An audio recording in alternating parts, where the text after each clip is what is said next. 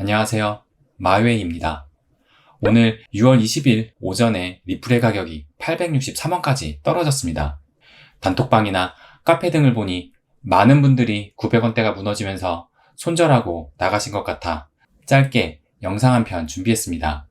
시장은 아직도 상승장에 대한 시그널을 주지 않고 오히려 폭락장의 공포를 지속적으로 주고 있습니다.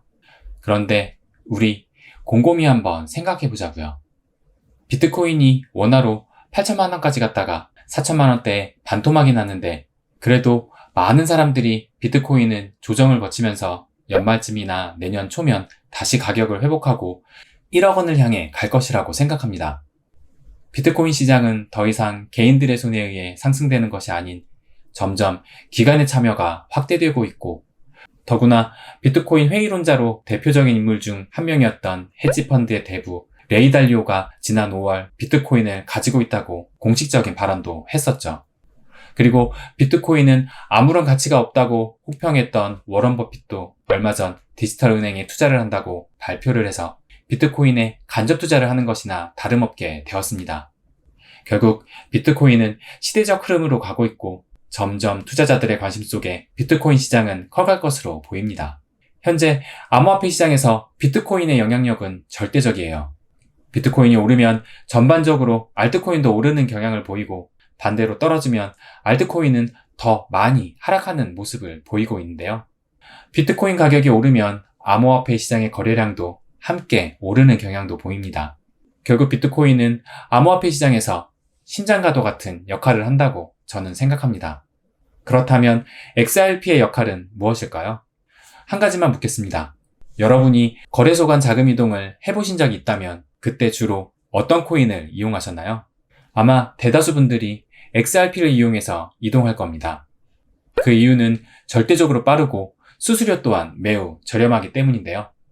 즉, 비트코인이 심장의 역할이라면 XRP는 암호화폐 시장에서 자금의 이동을 도와주는 피와 같은 역할을 한다고 생각합니다. 암호화폐 시장이라는 몸체에서 비트코인이라는 심장은 매우 중요하지만 XRP 같은 피의 역할 역시 없어서는 안 될 중요한 요소입니다. 그렇기 때문에 비트코인의 가격이 올라갈수록 XRP도 함께 성장할 수밖에 없습니다. 비트코인에 막대한 자금을 옮기려면 XRP의 막대한 자금력 또한 필수이기 때문이죠. 그런데 XRP의 궁극적인 목표이자 본질적인 존재 이유는 이것이 아닙니다.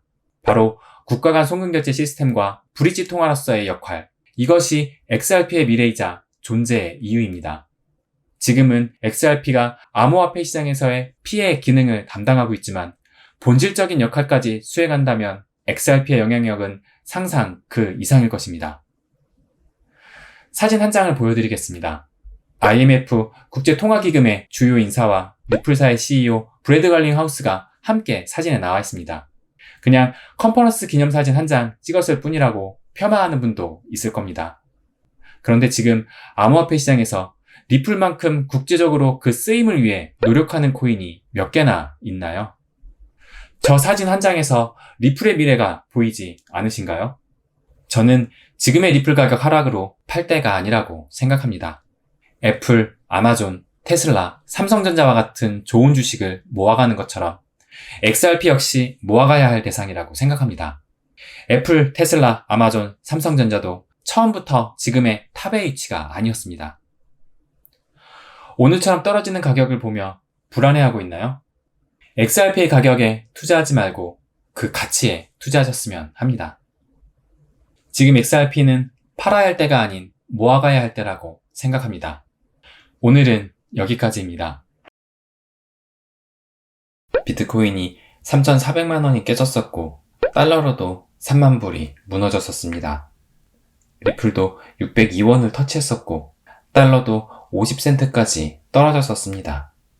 이달의 시작인 6월 1일에 1295원을 찍은 이후로 단 하루도 그 이상 가격을 올라서지 못하고 있습니다. 여러분은 어떤 감정을 느끼고 계신가요? 안녕하세요. 마이웨이입니다. 제가 이 영상을 6월 21일에 업로드했는데 그 당시 리플 가격이 831원까지 떨어졌다고 말씀드렸는데요. 그 이후로 6월 22일에 602원까지 찍었습니다. 정말 떨어질 때는 무섭게 떨어지더라고요. 그대로 가다간 진짜 300원대, 200원대까지 갈 것만 같았습니다. 코인 관련 단톡방이나 카페에는 그야말로 곡소리가 났었죠. 크립토 공포 탐욕 지수를 보여주는 두 곳의 사이트 역시 그때 당시에 극단적인 공포 상황임을 보여주고 있습니다. 또한 비트코인에 대한 사망 소식을 집계하는 사이트인 비트코인 오비추어리스의 데이터에 따르면 비트코인은 6월 17일 421번째 사망 선고를 받았다고 발표했습니다. 이렇게 극도의 공포감을 주며 불안한 암호화폐 시장에서 우리는 그만 손을 털고 나가야 할까요? 지금 암호화폐에 뛰어든 사람이라면 알고 있는 사실이 하나 있습니다. 이 시장은 변동성이 매우 크다. 주식시장은 종합주가지수가 하루에 30% 하락하면 그날의 주식 거래가 종료되는 서킷 브레이커라는 투자자 보호장치를 가지고 있지만 암호화폐 시장은 24시간 돌아가는 시장이기 때문에 그런 장치도 없고 하루의 급등락이 30, 50, 100% 이상도 발생하고 있죠. 이 얘기는 오를 땐 모두가 환희에 들뜨지만 하락을 하게 되면 하락을 넘어 폭락으로 이어져 요즘과 같이 멘탈이 흔들리는 상황을 계속 만드는 것입니다. 여러분은 암호화폐 시장의 미래를 보고 이 시장에 들어오신 건가요? 아니면 큰 변동성에 기대어 반짝 돈 한번 벌어보고자 하는 마음으로 들어오셨나요? 요 며칠 많이 흔들리셨던 분들은 후자일 가능성이 높습니다. 암호화폐의 미래, 리플의 성장 가능성을 보고 이 시장에 들어오셨다면 이 사진 한 장 보여드리겠습니다. 지금 암호화폐 시장에 뛰어들었는데 마음이 많이 흔들린다면 여러분은 이 사진에 우리가 생각하는 장투를 말 그대로 생각하고 계신 것입니다.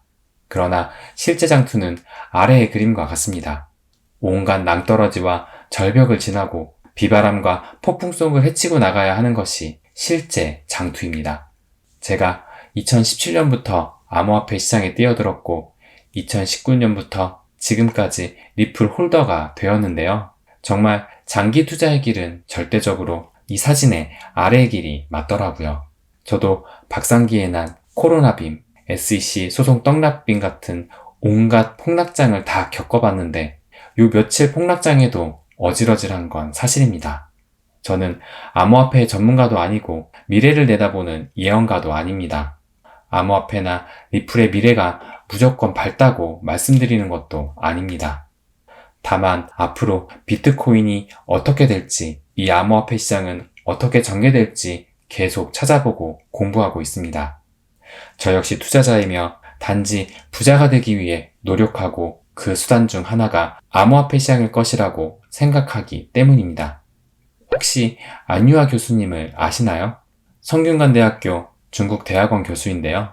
이분이 미중 관계를 넘어 미중 금융 패권에도 조예가 깊으시더라고요. 중국은 지금 중국의 디지털 화폐 CBDC인 DCEP를 도입하고 있기 때문에 안 교수님은 암호화폐 시장에 대해서도 많은 연구를 하셨습니다. 이 영상 한번 보시면 비트코인과 암호화폐 시장에 대한 인사이트를 얻을 수 있을 것입니다. 이 영상에서 안 교수님은 비트코인의 미래에 대해 이렇게 말씀하시더라고요. 달러나 위안화, 원화 같은 화폐는 단순 종이에 불과하지만 정부가 보증하기에 그 가치가 인정됩니다. 하지만 비트코인은 정부의 보증이 없지만 상품으로서의 가치가 있다고 안 교수님은 말씀하시더라고요.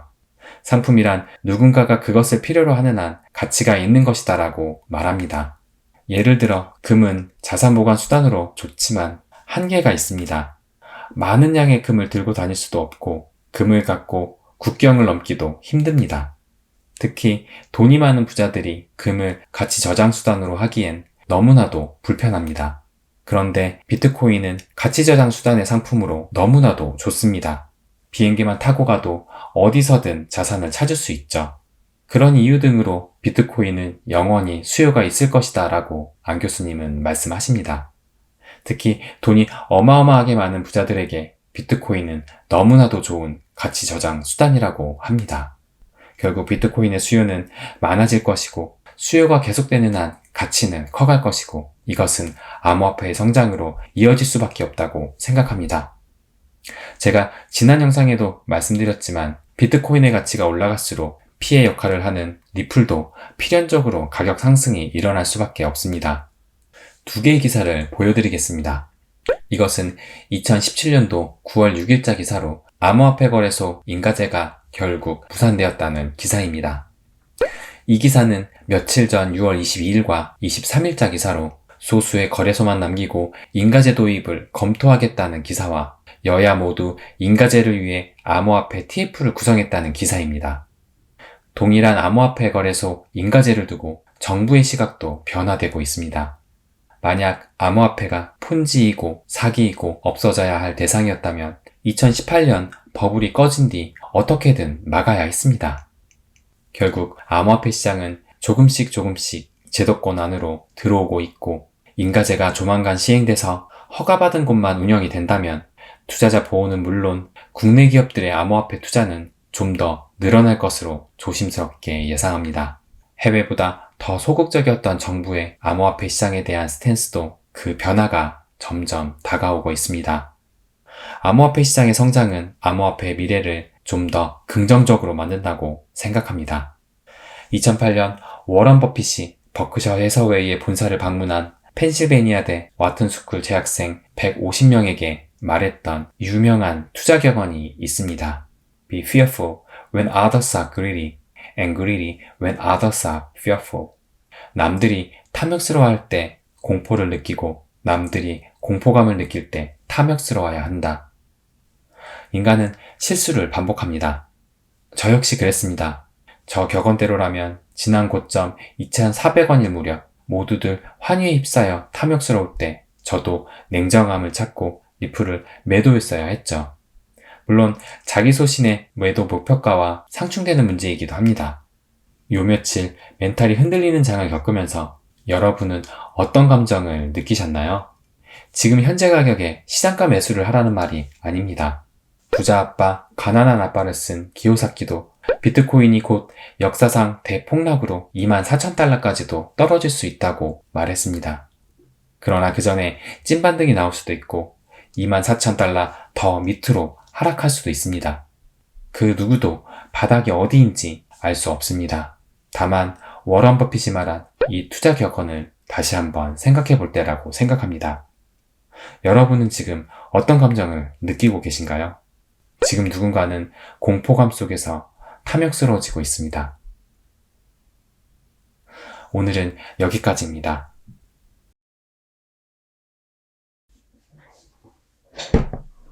안녕하세요. 마이웨이입니다.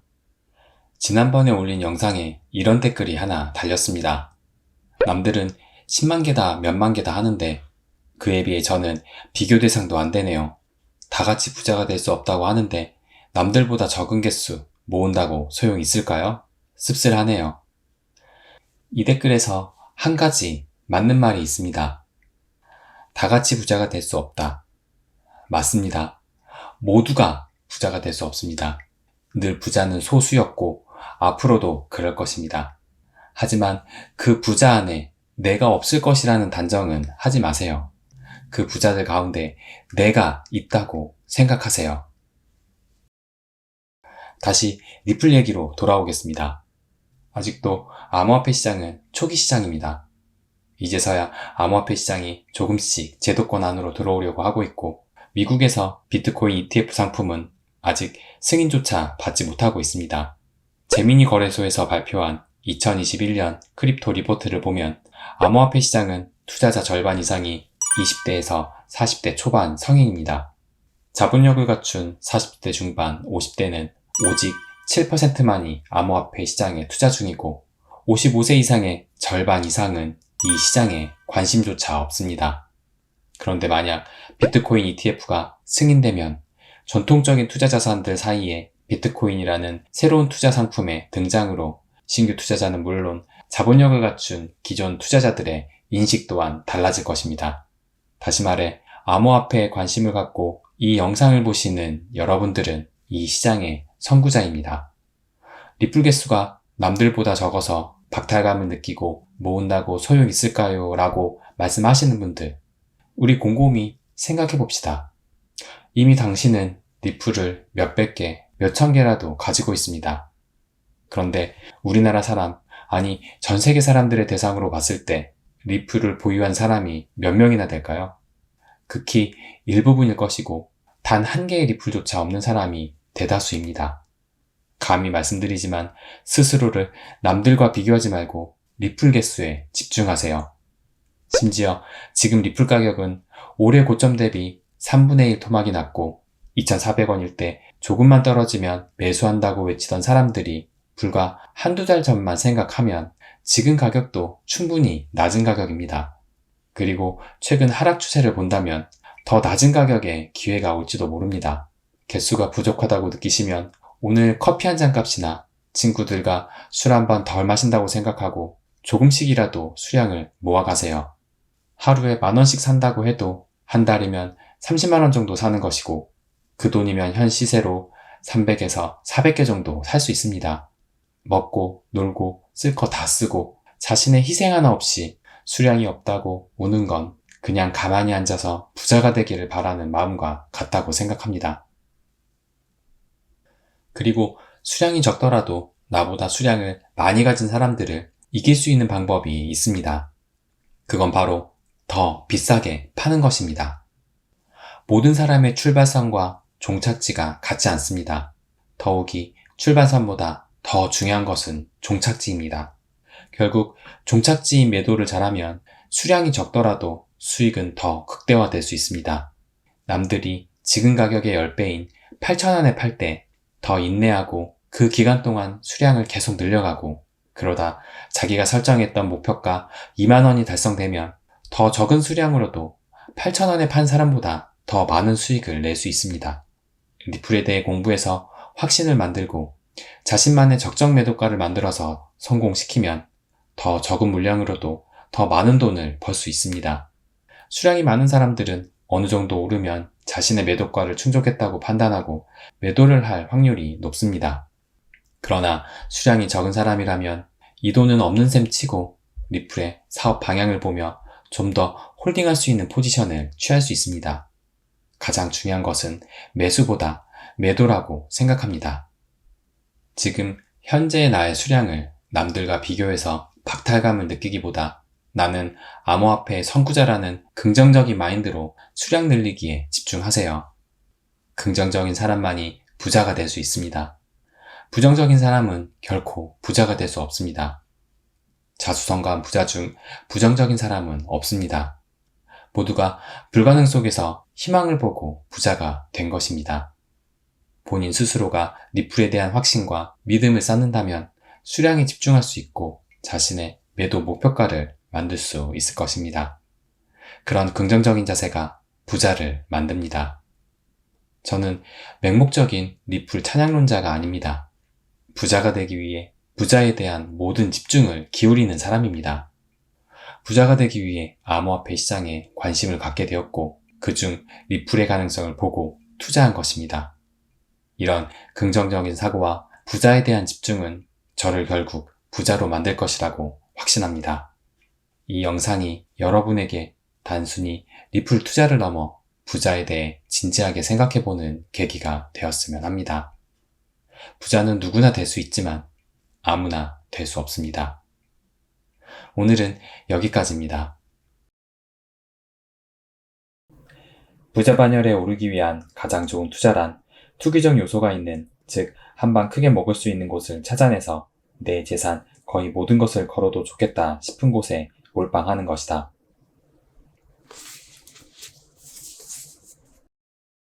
안녕하세요. 마이웨이입니다. 오늘은 많은 분의 투자 상식을 깨는 투자 방법에 대해 이야기를 해보려고 합니다. 우리가 투자에 있어서 가장 많이 들어본 격언이 있습니다. 달걀을 한 바구니에 담지 말라. 이 격언이 무슨 뜻인지는 모두가 알고 있습니다. 달걀을 한 바구니에 담았는데 어떤 충격으로 그 바구니가 손상되면 안에 있던 달걀이 모두 깨질 수 있으니 리스크를 분산하라는 의미입니다. 즉, 분산 투자의 중요성을 말하는 아주 유명한 격언인데요. 그런데 이 분산 투자가 누구에게나 적용할 수 있는 말은 아닙니다. 분산을 통해 리스크를 줄인다는 말은 부자가 될 기회도 없다는 뜻입니다. 여러분이 부자가 되고 싶다면 리스크를 줄이는 노력이 아닌 리스크를 감당해야 합니다. 그렇다면 분산 투자를 해야 할 사람은 누구일까요? 이미 부자가 되어 그 자산을 지키는 것에 초점을 둔 사람들에게 유용한 전략이 분산 투자입니다. 저는 책을 통해 부자의 그릇을 키우고 있습니다. 제가 너무나도 존경하는 인물 중에 한 분이 스노우폭스 그룹의 김승호 회장입니다. 미국으로 이민 가서 무일푼에서 수천억의 자산가가 된 자수성가의 대표적인 인물입니다. 저는 김승호 회장이야말로 마인드에서부터 부자가 될 수밖에 없는 큰 그릇을 지녔다고 느꼈기 때문에 매우 존경하고 닮아가려고 노력하고 있습니다. 베스트셀러인 돈의 속성을 쓰신 분이기도 합니다.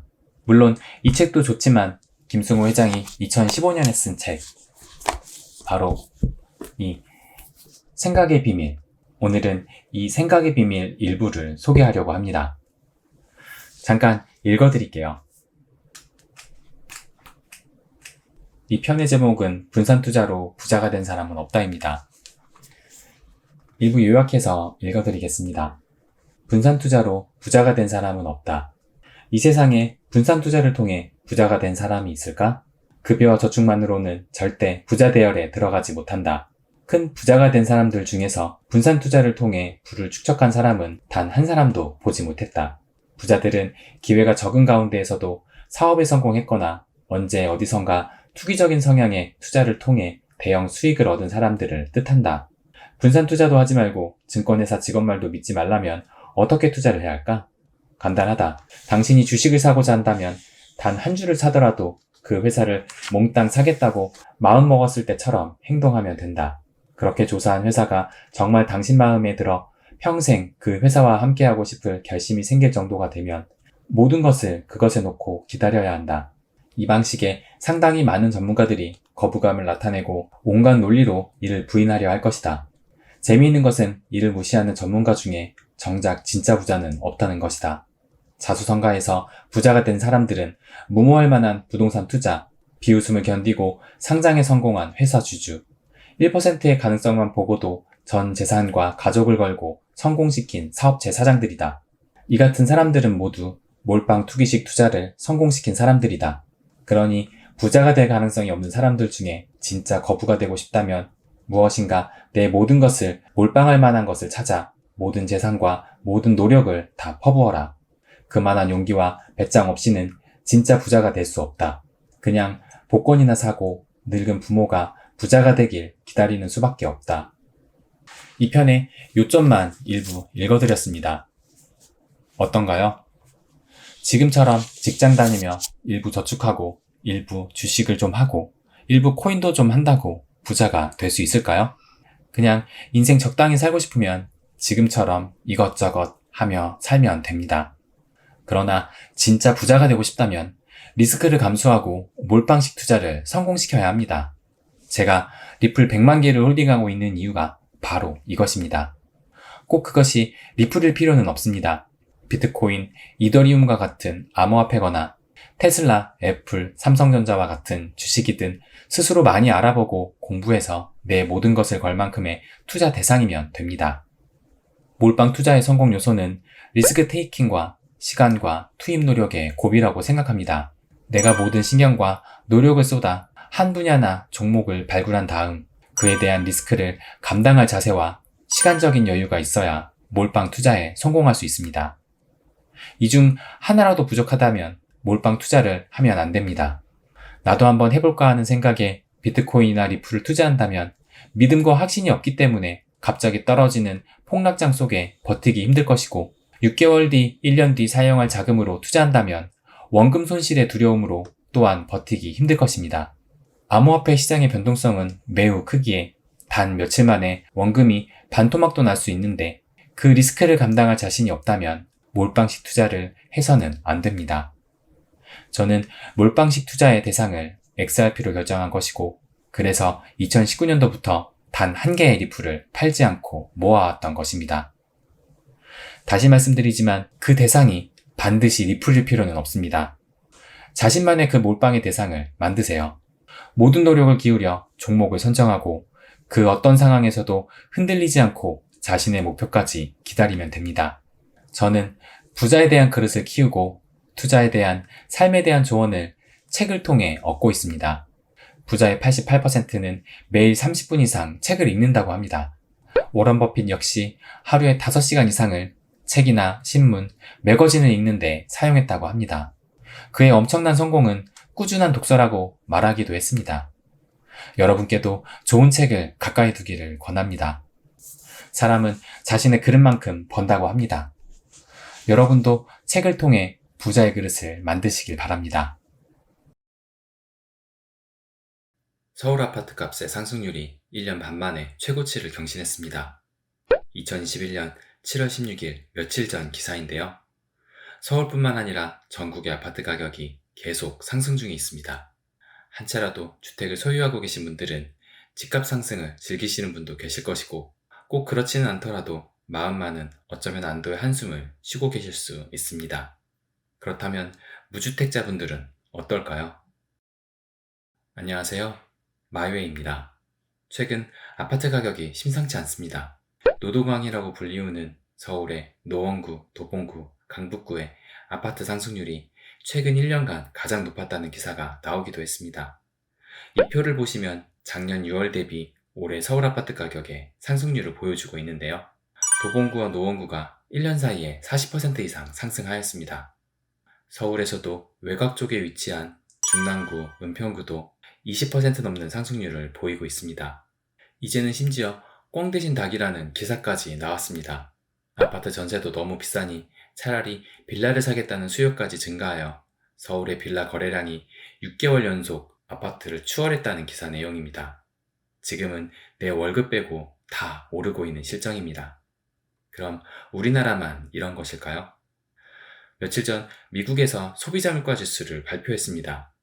미국 노동부에서 현지 시간 지난 13일 6월 미국 소비자 물가 지수인 CPI를 발표했는데요. 지난해 6월보다 5.4% 상승하며 전년 동월 대비 물가 상승률이 2008년 8월 이후 최고치를 넘어서 미국 소비자 물가 상승률이 13년 만에 기록을 갈아치웠다고 합니다. 에너지와 식품을 제외한 소비자 물가는 1991년 11월 이후 약 30년 만에 최고 상승률이라고 합니다. 미 연준 의장 제롬 파월도 가파른 물가 상승에 인플레이션이 유례없는 수준이라고 인정했습니다. 그런데 지금의 인플레이션은 당연한 결과일지도 모릅니다. 미국은 코로나19 사태의 경제 위기에 맞서기 위해 최소 5조 2천억 달러, 원화로 약 5,950조 원의 어마어마한 돈을 뿌렸습니다. 미 워싱턴 포스트는 이를 두고 역사상 가장 비싸고 과감했던 실험이라고 보도하기도 했습니다. 그렇다면 이 어마어마하게 뿌린 돈들은 다 어디로 갔을까요? 미국 증시의 대표 지수인 다우존스 지수와 나스닥 지수의 차트를 보시겠습니다. 최근 5년의 증시 흐름을 보여주고 있는데요. 누가 봐도 2020년 초에 이때가 코로나 공포의 시작이구나를 알 수 있을 정도로 증시는 급격하게 하락했고, 그 이후 미국의 엄청난 부양책으로 증시는 지금까지도 계속 올라 나스닥은 지난 7월 13일 14,803포인트의 역대 최고점을 찍었습니다. 그렇다면 미국의 부동산은 어떨까요? 미국의 부동산 가격을 다룬 최근 기사 하나를 보여드리겠습니다. 기사 제목이 집값 폭등으로 결혼도 못해 부의 사다리 끊긴 미 청년들입니다. 이 기사 제목을 한국의 부동산 관련 기사의 제목으로 써도 전혀 어색하지 않을 것 같습니다. 내용은 더 비슷합니다. 기사를 잠깐 읽어드리겠습니다. 문제는 미 부동산 가격이 전반적으로 급등하면서 1400제곱미터 이하 주택가격마저 올라갔다는 데 있다. 이제는 중소형 주택이 품귀 현상을 빚고 있는 데다 가격까지 오르면서 미 밀레니얼 세대가 생애 최초로 내 집 마련을 하기가 어려워졌다는 데 있다. 시카고에 거주하는 27세 사만다 베라파토는 워싱턴 포스트지와의 인터뷰에서 집 마련이 어려워져서 결혼식을 미뤘고 임신도 보류한 상태라고 말했다. 기사 내용도 이것이 한국 부동산 기사인지 미국 부동산 기사인지 구분이 안 갈 정도이고, 연일 집값이 폭등 중인 한미 부동산 실정이 매우 비슷하다는 것을 알 수 있습니다. 결국 미국이나 한국이나 대규모의 부양책으로 인한 돈의 살포는 모든 자산 가격을 상승시키고 있는 것입니다. 최근에 나온 신조어인 벼락거지라는 이 단어 하나가 현 시대상을 말해주고 있습니다. 정말 가만히 있으면 하루아침에 벼락거지가 되는 세상에 우리는 살고 있습니다. 영상 초반에 말씀드렸지만 현재 주택 한 채라도 보유하신 분들은 그래도 어느 정도 인플레이션에 대한 해지를 하고 계시지만, 현재 무주택자이면서 주식도 안 하고 아무런 자산 홀딩 없이 폭락하기만을 기다리며 무포지션으로 가시는 분들이 가장 리스크에 노출된 분이십니다. 혹시 여러분이 그 포지션에 서 있고 계시지는 않으신가요? 이제 개인적인 제 생각을 말씀드리겠습니다. 우리는 다가올 인플레이션을 해지하기 위해서라도 자산을 홀딩해야 합니다. 언젠가 다가올 폭락만을 기다리는 것이 가장 위험에 노출되어 있고, 지금 들고 있는 화폐의 가치는 지금 이 시간에도 계속 떨어지고 있습니다. 우리는 무엇이든 자산을 홀딩해야 합니다. 부동산, 주식, 금, 아무 것이든 좋습니다. 여력만 된다면 가장 좋은 것은 내 집 마련이라고 생각합니다. 설령 집값이 떨어지더라도 어차피 내가 살고 있는 집입니다. 우선 내 두 발 쭉 뻗고 잘 수 있는 내 집 마련을 먼저 만드는 것이 우선순위이고, 그 다음부터가 진정한 투자라고 저는 생각합니다. 그런데 집이 한두 푼 하는 것도 아니고 처음부터 집을 살 수 있는 사람은 많지 않을 것입니다. 집도 어느 정도 돈을 모아야 일부 대출을 받더라도 살 수 있습니다. 결국 돈을 모아야 합니다. 그런데 앞서 말씀드렸듯이 돈만 모으면 그 돈의 가치는 시간이 갈수록 떨어지고 있을 것입니다. 그러므로 돈을 모으는 게 아니라 자산을 모아야 합니다. 그럼 어떤 자산을 모아야 할까요? 주식도 좋은 대안이지만 저는 비트코인의 수익률이 장기적으로 봤을 때 훨씬 좋을 것이라고 예상합니다. 비트코인에 몰빵하라고까지는 말씀 안 드리겠습니다. 그것은 스스로 공부하고 판단하면 됩니다. 최근 비트코인이 약세장을 이어가고 있지만 기관들은 오히려 이를 기회로 삼고 있습니다. 최근 비트코인 가격이 폭락하는 가운데서도 미국의 마이크로 스트래티지는 13,000개의 비트코인을 추가로 구입해서 현재 10만 개 이상의 비트코인을 보유했다고 발표했습니다. 또한 지난 15일 글로벌 핀테크 기업 페이팔은 암호화폐 구입 한도를 기존 주당 2만 달러에서 10만 달러로 5배 상향했고, 연간 구입 한도인 5만 달러도 폐지했다고 발표했습니다. 그리고 한때 비트코인 비관론자 중 한 명이었던 레이 달리오는 현금은 쓰레기라 부르며 비트코인이 머지않은 인플레이션 미래에 부의 저장고로 받아들여질 것이라고 말하기도 했습니다. 그러면서 개인적으로는 인플레이션 상황에서 채권보다 비트코인을 더 갖고 싶다라고 말했습니다. 앞으로 비트코인을 보유하는 기업들은 더 늘어날 것이라고 생각합니다. 또한 엘살바도르처럼 비트코인을 법정화폐로 도입하는 나라도 계속 늘어날 것입니다. 비트코인은 시대를 거스를 수 없는 존재가 되어간다고 생각합니다. 물론 비트코인은 각국의 규제 등 넘어야 할 산도 많습니다. 그리고 언론과 뉴스는 비트코인을 회의적인 시선으로 보도록 만들려는 악의적인 기사도 나오고 있습니다. 비트코인을 투자하기 전 스스로 공부하고 통찰력을 지녀야 하는 것이 우선입니다. 아파트 사기에는 턱없이 부족한 자금이거나 그냥 아무런 계획 없이 계시는 분 등 현재 여건상, 상황상 무포지션인 분들은 인플레이션 해지를 위해서라도 비트코인 투자에 진지하게 고민할 필요가 있지 않을까요? 여기서 몇몇 분들은 제게 이런 질문을 하실 것 같습니다. 리플홀더인데 왜 갑자기 비트코인에 대해 말하느냐고요? 네, 전 아직 비트코인을 홀딩하고 있지 않습니다.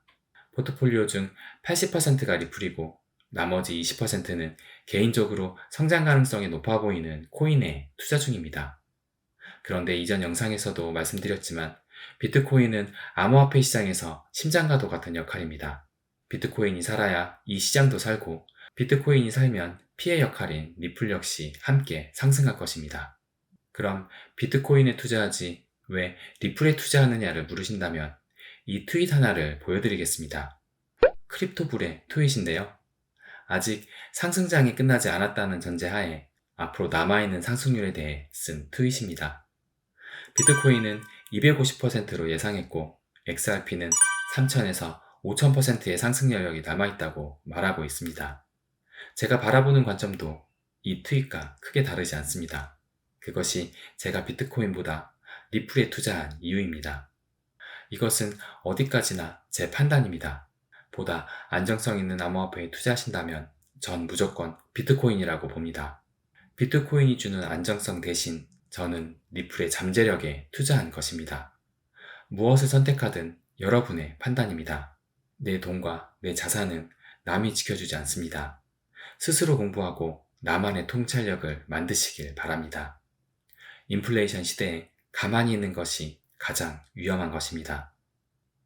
오늘은 여기까지입니다. 안녕하세요.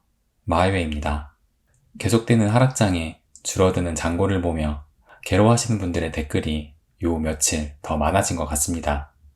그래서 오늘은 투자에 대한 제 생각을 이야기하려고 합니다. 그야말로 대한민국은 투자의 시대입니다.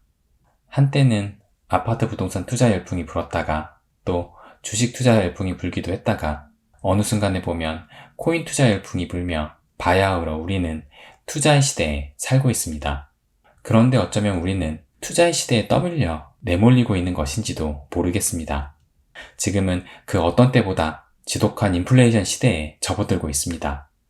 아파트 부동산 가격은 몇 년째 식을 줄 모르고 오르고 있고 경제가 위협받는다는 코로나 상황임에도 대한민국은 코스피 3000 시대를 열었으며 정확히 1년 전인 2020년 7월 20일 1090만 원이었던 비트코인은 올해 8천만 원까지 상승했다가 지금은 3,500만 원까지 떨어졌지만 그래도 1년 전보다 3배 넘게 올랐습니다. 그야말로 거의 모든 자산이 오르고 있는 인플레이션 시대에 우리는 서 있습니다.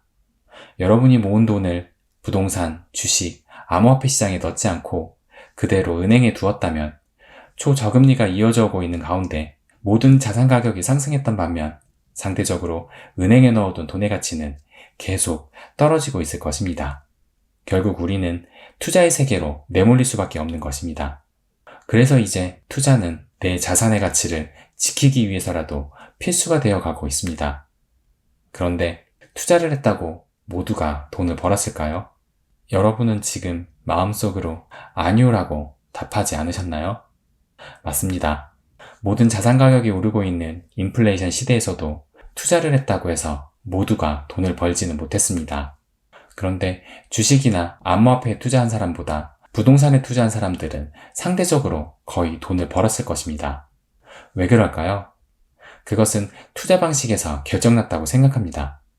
보통 부동산을 구입을 하면 보유기간을 몇 년에서 10여 년까지도 바라보거나 최소 1, 2년은 가져간다고 생각하고 매입을 합니다. 부동산도 단타를 한다는 투기꾼도 있지만 그건 보통의 경우는 아니니 논외라고 하자고요. 그런데 주식이나 암호화폐를 투자를 하면 어떻게 투자하시나요? 요즘은 모든 것이 모바일로 매수매도가 쉽게 이루어지니 하루에도 12번의 시세를 확인하게 되고 손가락이 매수매도 버튼에 맴돌며 근질근질해집니다. 물론 단타를 진짜 잘하는 고수도 많습니다. 그리고 자신에게 맞는 투자 방식도 있기 때문에 잦은 매수매도로 돈을 잘 벌고 계신다면 제 말씀에 상관없이 지금처럼 돈을 버시면 됩니다. 어차피 돈을 벌기 위해 하는 것이니까요. 그런데 만약 잦은 매수매도를 통해 돈을 번 것보다 잃은 돈이 더 크거나 잃지도 벌지도 않은 고만고만한 수준이라면 자신의 투자 방식에 진지하게 고민해 볼 필요가 있다고 생각합니다. 부동산은 한번 매수하면 쭉 기다리는데 왜 주식이나 암호화폐는 가만두지를 못할까요? 저는 투자에도 마음의 여유가 필요하다고 생각합니다.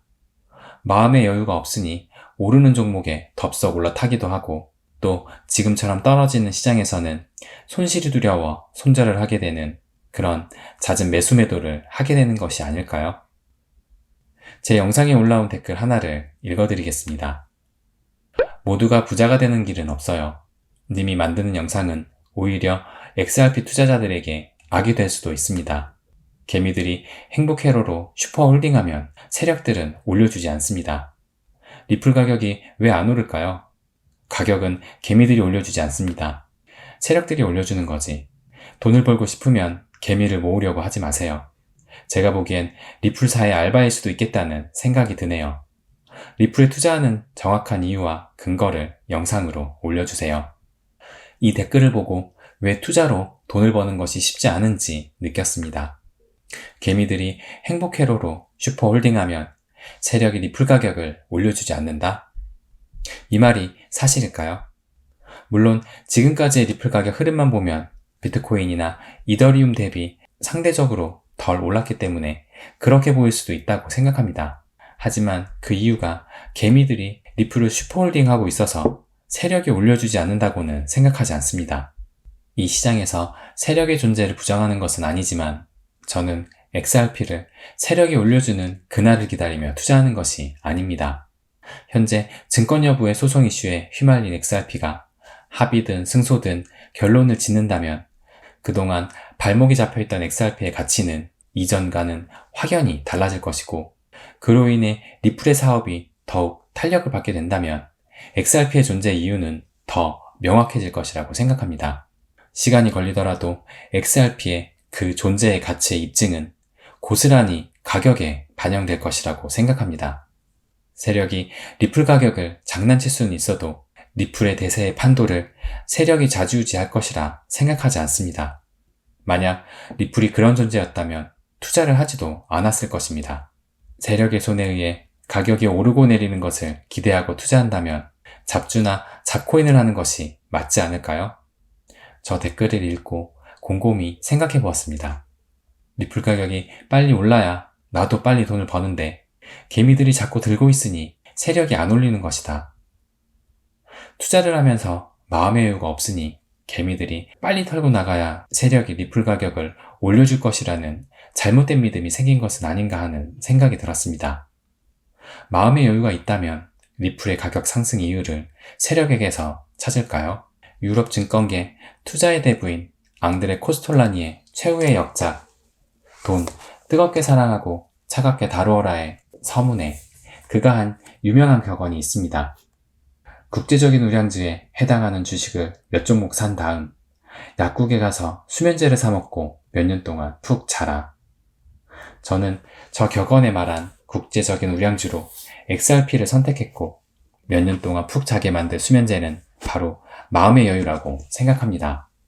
여러분이 어떤 것이든 투자를 하기로 결정하셨다면 먼저 여러분이 생각하는 자신만의 국제적인 우량주를 만드세요. 전 XRP를 선택했지만 저의 선택이 어쩌면 잘못된 선택일 수도 있고 국제적인 우량주에 해당하는 유망한 암호화폐나 좋은 주식은 너무나도 많다고 생각합니다. 그 선택의 안목을 키우는 것 또한 중요한 것이고요.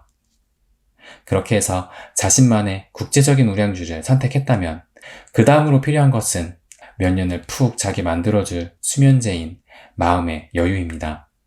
마음의 여유가 있어야 내 선택에 대한 믿음을 가질 수 있고 매수 매도의 유혹에서도 벗어날 수 있고 그 가치가 입증될 때까지 기다릴 수도 있다고 생각합니다. 물론 장기 투자가 항상 좋은 결과를 가져온 것은 아닙니다. 10년 전 우리나라 코스피 시가총액 10위 안에 있는 기업 중 현재까지 남아있는 기업은 삼성전자와 현대차뿐입니다. 그러므로 투자에 있어 한 가지 더 필요한 덕목은 선택에 대한 책임일 것입니다. 물론 그건 역시 마음의 여유에 포괄적인 의미로 속한다고 생각합니다. 그래서 투자는 어렵고 투자를 통해 돈을 벌기가 그래서 쉽지 않은 것인지 모르겠습니다.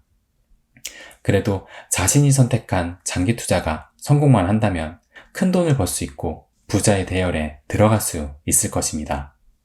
저는 그것을 위해 마음의 여유를 갖고 수년째 리플을 단 한 개도 팔지 않고 모아왔던 것입니다. 내가 들고 있는 돈의 가치를 지키기 위해서라도 투자의 시대에 내몰리고 있는 상황에서 여러분이 투자를 결심하셨다면 먼저 마음의 여유부터 찾으시길 바랍니다. 마음의 여유가 정신적으로도 심적으로도 실질적인 수익면으로도 훨씬 투자에 도움이 될 것입니다. 오늘은 여기까지입니다. 안녕하세요. 마이웨이입니다. 오늘은 부에 관한 이야기를 해보려고 합니다. 최근 제가 읽은 책이 바로 이 책, 아들아, 돈 공부해야 한다입니다. 이 책은 책 제목에서도 느껴지듯이 아버지가 아들에게 경제 공부를 해야 한다는 내용을 편지 형식으로 엮어서 만든 책이에요. 잠깐 책을 소개하자면 저자는 25년간 유통업계 대기업을 다니다가 2020년 9월에 퇴직하고 네이버 카페 부동산 스터디에 아들아 경제 공부해야 한다 시리즈를 연재했는데 그 글들이 유명해지면서 책으로까지 나오게 된 것입니다. 저자의 아내가 부동산에 대한 뛰어난 촉을 지닌 덕에 서울의 재건축 아파트 3채를 보유하여 저자는 50억 정도의 자산을 갖고 있다고 합니다. 이 책은 기본적인 경제관념을 쌓기에 좋은 책이라고 생각해요. 아버지가 아들의 눈높이에서 경제 공부를 왜 해야 하고 어떻게 부자가 될 수 있는지를 조근조근 이야기해줍니다. 전 책의 띠지에 쓰인 이 문구가 마음에 들었어요. 직원으로 시작해라. 그러나 직원으로 살지 마라. 요즘 제가 생각하고 느끼고 준비하는 것을 그대로 담은 문장이라 제가 가고자 하는 길이 틀리지 않았음을 느끼게 해줘서 위안이 되기도 했습니다. 이 책에 부자 가문이라는 소제목의 글이 있는데요. 아들에게 부자 가문이 되기 위해 어떻게 해야 하는지를 일러주는 내용입니다. 이 글에서 부의 이동에 대해 나옵니다. 부의 이동은 사회적 격변기에 일어난다고 저자는 말합니다. 20세기 최대의 격변은 6.25 전쟁이 끝난 1950년대 전후로 그때가 부의 이동 황금기였는데 대표적인 인물로 현대 창업자 고 정주영 회장을 예를 들어 설명합니다. 농업 경제에서 산업 경제로 급격하게 이동하는 그 시대에 정주영 회장은 인천 부둣가 막노동을 시작으로 서울의 역공장 등 산업 속 잡일은 다 해보고 그 후로 경부고속도로 건설, 조선소 건설 등 우리나라 산업의 근간을 만들며 현대가라는 재벌가를 만들었습니다. 그러면서 저자는 21세기 부의 이동에 대해 이렇게 이야기합니다. 제가 일부를 잠시 읽어드릴게요.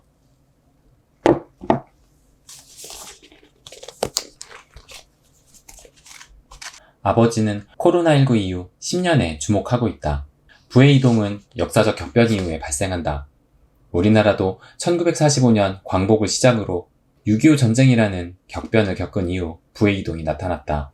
그래서 지금의 바이러스와 디지털에 의해서 벌어진 전쟁 같은 격변 이후 10년 동안 부의 이동이 대대적으로 일어날 것으로 본다. 이 기회를 놓치지 마라. 이제는 아날로그 세상보다 디지털 세상이 부의 이동 장소이다.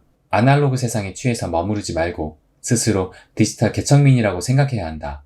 미국의 서부 개척 시대에는 먼저 도착해서 깃발을 꽂으면 그 사람이 땅의 임자가 되었다. 디지털 세상도 먼저 가서 깃발이라도 꽂아라. 그러면 너의 땅이 된다. 이미 디지털 땅을 사람들이 선점했다고 하는 것은 모르는 사람이 하는 소리다. 아직도 디지털의 땅 속에 금이 있고 원유가 들어있다. 깃발을 들고 디지털 세상으로 달려가거라. 저는 이 구절을 읽고 암호화폐 시장이 바로 떠올랐어요. 물론 저자는 디지털 세상을 암호화폐 시장이라고 언급하지도 않았고 그런 의미나 의도도 전혀 없었을 것입니다. 하지만 저는 21세기의 부의 이동은 바로 암호화폐 시장일 것이라고 생각합니다.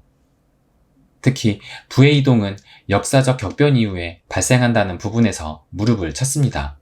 얼마 전 삼성전자 이재용 부회장을 제치고 국내 부자 1위로 등극한 카카오 창업자 김범수 의장만 봐도 부가 어떻게 이동했는지 알 수 있습니다. 1990년대 후반에서 2000년 초에 우리의 삶을 바꾼 인터넷이 널리 보급되면서 김범수 의장은 한 게임을 창업하고 네이버와 합병하며 큰 부를 거머쥡니다.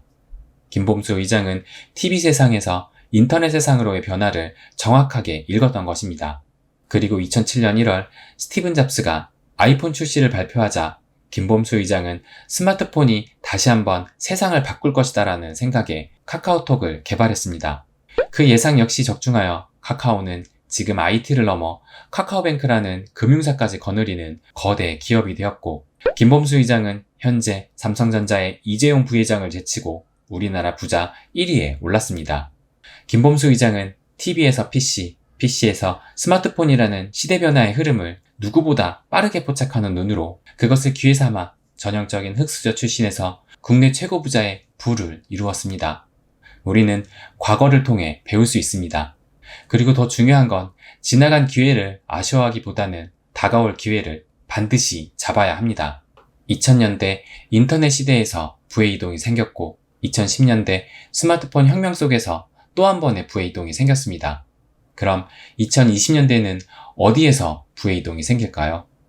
2020년대는 암호화폐의 세상이 되지 않을까요? 저는 암호화폐 시장으로 부의 이동이 일어날 것이라고 믿어 의심치 않습니다. 지금 이 영상을 보시는 분들은 아마 암호화폐에 투자를 하는 분일 가능성이 높고 누구보다 부의 이동의 냄새를 빨리 맡고 부자의 기회를 얻었다고 생각합니다. 어쩌면 우리 인생에서 가장 큰 기회일지도 모릅니다. 역사적인 격변의 현장에서 살고 있는 우리는 일생일대의 기회를 얻고 있는지 모릅니다. 그러나 우리는 생각해봐야 할 것이 있습니다. 암호화폐 시장에 발을 들여놓은 우리는 이 시대의 선구자입니다. 그런데 그렇다고 해서 우리 모두가 단지 암호화폐 시장에 빨리 발을 들여놓았다고 해서 모두가 부자가 될 수 있을까요? 그것은 절대 아닐 것입니다. 지금 업비트나 바이낸스에서 암호화폐 코인 거래를 하고 있다고 그 사람 모두가 부자가 된다는 것은 분명 아니라는 것을 여러분도 아실 겁니다. 모두가 부자가 되길 꿈꾸지만 모두가 부자가 될 수 없습니다. 언제나 늘 그랬듯이 부자는 소수이고 그 소수가 큰 부를 가져갈 것입니다. 중요한 것은 그 소수 중 내가 있느냐입니다. 그 부자라는 소수의 집단 중에 내가 신흥부자로 들어갈 수 있느냐에 우리는 초점을 맞춰야 합니다. 그렇다면 암호화폐 시장이라는 기회의 땅을 발판 삼아 부자가 되려면 어떻게 해야 할까요? 무엇보다 암호화폐 시장이 부의 이동이 이루어지는 격변의 시장이라는 것을 명확히 인지해야 합니다. 그것을 인지한 자와 인지하지 못한 자가 이 시장을 대하는 태도는 전혀 다를 것입니다. 적당히 용돈벌이로만 생각하고 이 시장에서 암호화폐를 사고팔고 있다면 돈은 딸 수는 있어도 절대 부자가 될 수는 없을 것입니다. 또한 자신만의 매매 기준 없이 사고파는 사람은 돈을 버는 것보다 잃는 것이 더 쉬운 곳이 바로 암호화폐 시장입니다. 그래서 이 암호화폐 시장을 대하는 나의 태도가 어찌 보면 가장 중요합니다. 암호화폐 시장이라는 부의 이동이 일어나는 기회의 땅을 누군가는 알아보고 또 누군가는 알아보지도 못한 채 지나갑니다. 우리가 인터넷 시대, 스마트폰 시대를 그냥 시대적 변화로만 느끼고 부의 이동은 모른 채 지나왔던 것처럼요. 카카오의 김범수 의장이 성공 비결의 물음에 이런 답을 했습니다. 중요한 순간을 돌아보면 적절한 시기, 적절한 순간에 적절한 행동을 했느냐가 주요했다. 우리에게 다시 한번 적절한 순간의 기회가 오고 있습니다. 이번에도 부의 이동을 그냥 지나치겠습니까? 아니면 적절한 시기, 적절한 순간인 요즘에 적절한 행동을 하시겠습니까? 오늘은 여기까지입니다. 마이웨이 채널을 통해 많은 사람이 부자에 대해 꿈을 꾸고 함께 부자의 꿈을 이뤘으면 좋겠습니다. 그것이 제 채널의 목적입니다. 많은 사람들이 부자가 되기를 꿈꿉니다. 그러나 누구나 부자가 될 수는 있지만 아무나 부자가 되지는 못하는 것이 현실입니다. 하지만 부자 되는 방법은 분명 있습니다. 저 역시 부자 되는 방법을 배우고 있고 부자로 향해 가고 있습니다. 그럼 제가 터득한 부자 되는 방법을 알려드리겠습니다. 안녕하세요. 마이웨이입니다. 오늘은 제가 부자 되는 방법을 말씀드리려고 합니다. 아마 몇몇 분들은 네가 뭔데 부자 되는 방법을 알려준다고 그러냐? 그렇게 말하는 넌 부자냐? 라고 반문하실 수도 있다고 생각합니다. 그래서 우선 저에 대해 간략하게 말씀드리려고 해요. 저는 대학을 졸업하고 회사에 처음 입사하여 본격적인 경제활동을 시작했습니다. 당연히 그때 제 자산은 0원이었습니다. 그러면서 월급의 60에서 70% 이상을 저축하였고 서울의 재개발 소형 아파트를 그 당시 70% 풀 대출을 받고 처음으로 자산을 구매했습니다. 그 이후에도 매달 원금 상환을 하면서도 적립식 펀드에 저축을 하며 자산을 불려나갔습니다. 2017년 결혼을 하면서 서울의 소형 아파트는 전세를 주고 그 전세값과 그동안 적립식 펀드로 모아온 목돈을 합쳐 또 최대한 대출을 받고 지금 살고 있는 좀 더 큰 평수의 아파트를 한 채 더 매입했었습니다. 그리고 총각 시절에 재개발 아파트를 매입하면서 어느 정도 재개발의 흐름을 배운 것을 바탕으로 저와 와이프의 신용대출까지 끌어모아 2018년 지하철 초역세권에 재개발이 예정된 단독주택을 매입하였습니다.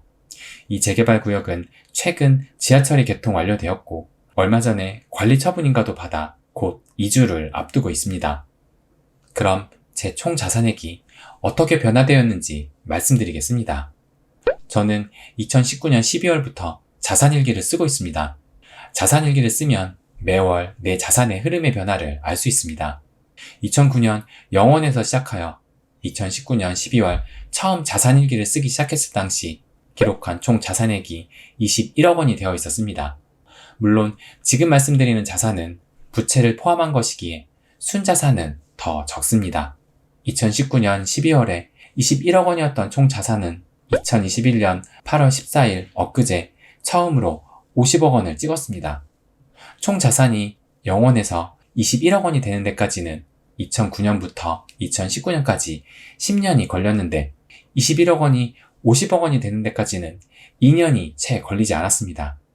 물론 21억 원에서 50억 원이 되는 과정에서 부동산 가치 상승도 크지만 암호화폐 가치 상승이 큰 역할을 했습니다. 하지만 여전히 총 자산 중 부동산이 차지하는 비중이 3분의 2 정도 됩니다. 제 총 자산의 변동 추이를 그래프로 보여드릴게요. 제가 자주 언급하는 생각의 비밀과 돈의 속성을 쓴 김승호 회장은 돈은 중력과 같다고 말했습니다.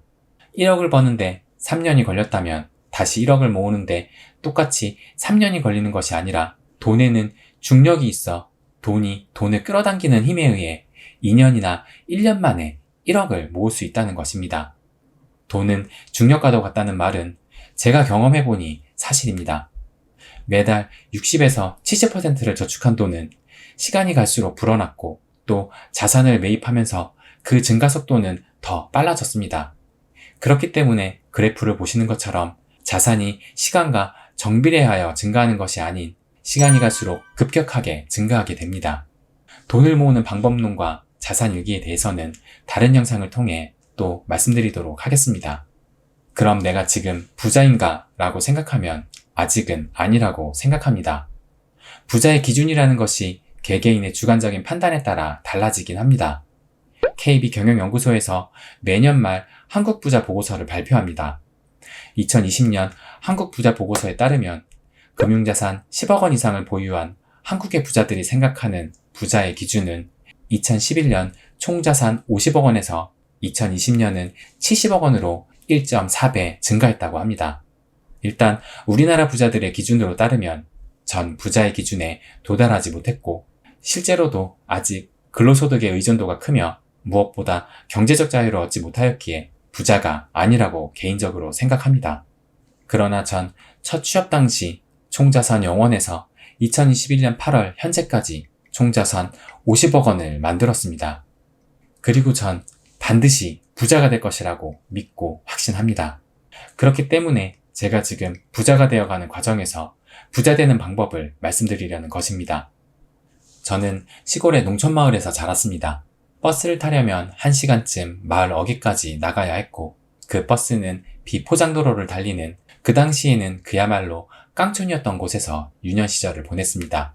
그때 살았던 곳은 비닐하우스로 지어진 가건물이었고 밤이 되면 천장 위에서 쥐가 기어다니고 화장실은 집 안에 있는 것이 아닌 집 밖으로 나가야 하는 그런 허름한 집이었습니다.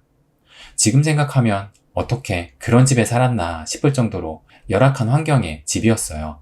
그래도 부지런하신 부모님 덕에 배고픔을 겪거나 가난한 유년을 보냈다고 생각하지 않습니다.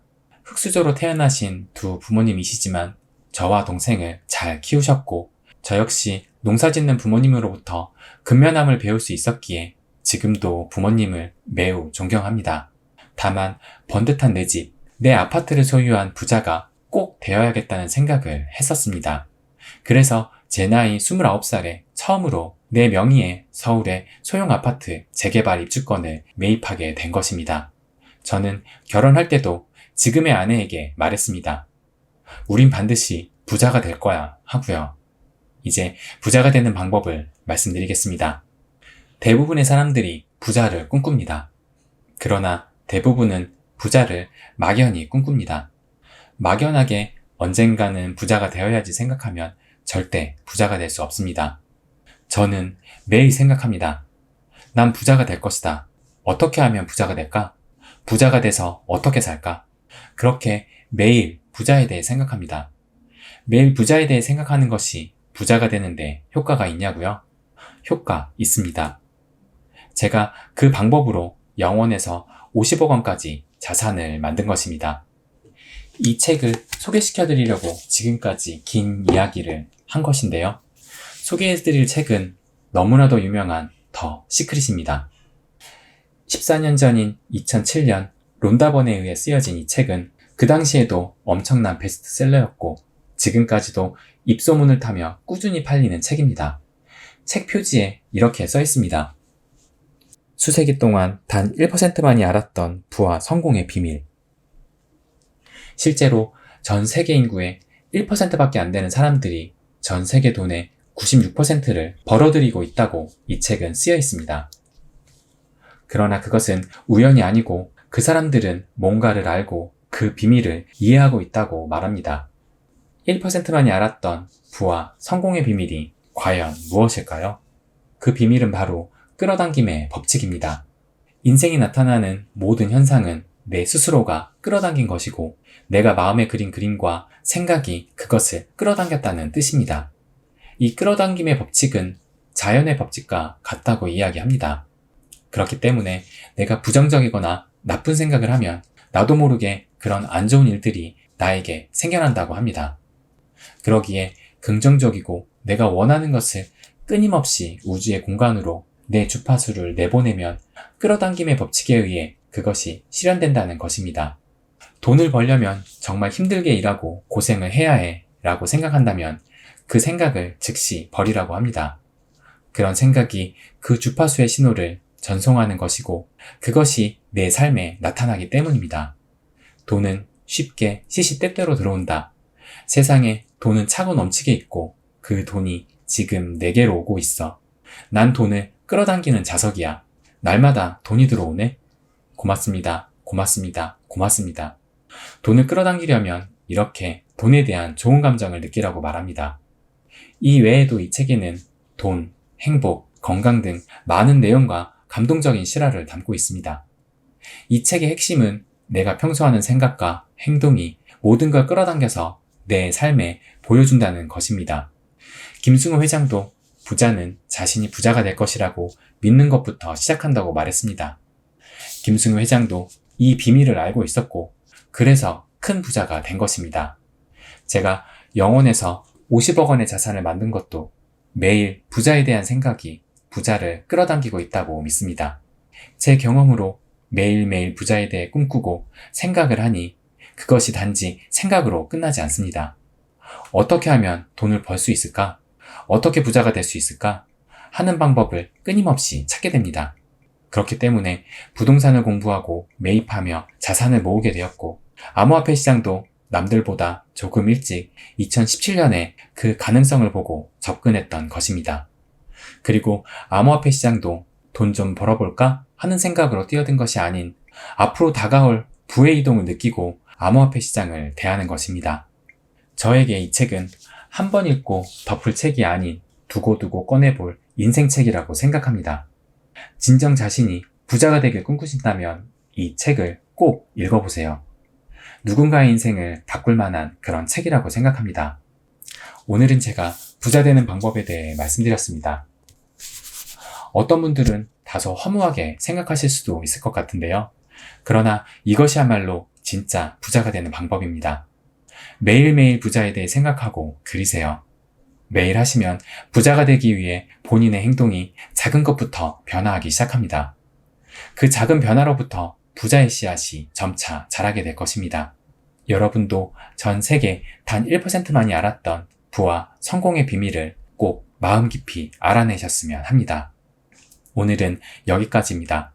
앞으로 부자에 관한 저의 이야기와 생각을 들려드리겠습니다. 제가 부자가 되어가는 과정도 기록하고 여러분과 함께 부자 되는 방법도 공유하고 함께 부자가 되기 위해 고민하고 노력하겠습니다.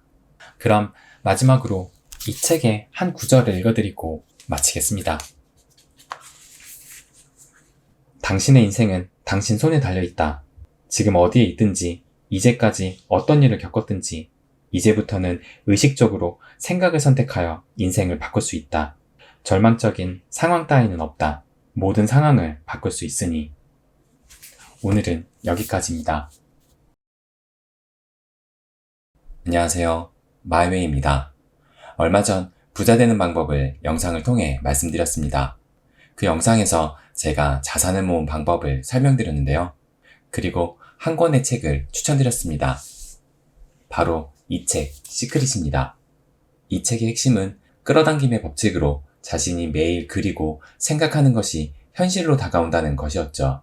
그 영상을 보시고 많은 구독자분들이 자신의 이야기를 담은 댓글들을 많이 달아주셨습니다.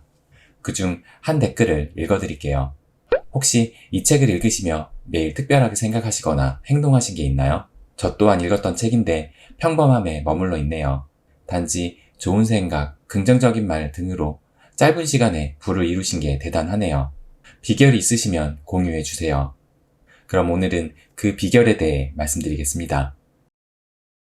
단기간에 50억 원의 자산을 만들 수 있었던 그 비결을 말씀드리기 전에 저의 첫 직장 신입사원 때의 이야기를 잠깐 말씀드릴게요.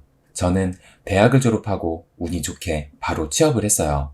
신입사원이 돼서 연수를 받았는데 동기들이 100여 명 정도 되더라고요. 근데 회사에서 신입사원 모두에게 책 한 권을 주었어요. 그 책이 바로 이 책 4개의 통장입니다. 지금 돌이켜 생각해보면 이 책은 사회 초년생인 저에게 경제관념을 세워주고 제 인생에 큰 변화를 주었던 아주 고마운 책이었어요. 이 책을 보고 배운 통장관리법도 10년이 훌쩍 넘은 지금도 그대로 하고 있고요. 무엇보다 그때 처음 좋은 부채, 나쁜 부채에 대해 배웠습니다. 지금이야 좋은 부채란 좋은 자산을 갖기 위한 예를 들어 아파트 담보대출 같은 것이고, 나쁜 부채란 사자마자 가치가 감소하는 나쁜 자산을 사는 데 쓰이는 자동차 할부대출 같은 것이라고 많이들 알잖아요. 근데 그때만 해도 그런 인식이 널리 퍼지기 전이었던 것 같아요. 아무튼 전 이 책을 읽고 이 책에서 알려준 대로 급여통장, 카드 소비통장, 예비자금통장, 투자통장 이렇게 4개의 통장을 만들어 매달 돈 관리를 하며 월급의 상당수를 저축했습니다. 그리고 그때부터 좋은 자산이라고 말한 부동산에 관심이 가더라고요. 근데 그 시기는 금융위기에 직격탄을 맞은 직후라 지금처럼 집을 사야 한다는 사회적 분위기가 전혀 없을 때였습니다. 하지만 전 그때 서울 외곽의 재개발 아파트 입주권을 최대한 풀대출을 받고 매수했습니다. 당연히 부모님과 주위 사람들의 반대와 걱정이 많았어요. 경제도 안 좋은데 그렇게 큰 금액을 대출받아서 어쩌려고 그러냐 하고요. 당연히 저도 걱정 하나 없었던 건 아니었습니다. 하지만 그 아파트 입주권을 매수하기 위해 그 현장도 몇 번 가보고 인터넷도 뒤져보며 나름 공부를 했고 아파트를 매입할 때 체크해야 할 중요한 조건 등도 따져보았어요. 그렇게 발품 팔고 알아보니 이 아파트는 완공이 돼도 최소한 내가 지금 산 가격 밑으로 집값이 떨어지지 않을 것이라는 확신이 들었습니다. 그리고 어렸을 때 IMF를 겪었지만 IMF 이후 노무현 정권 때 아파트 값이 폭등한 것도 어렴풋이 알았고요.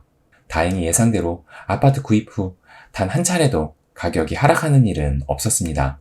다만 중심지가 아니라 서울의 외곽이다 보니 올라도 조금씩 오르더라고요.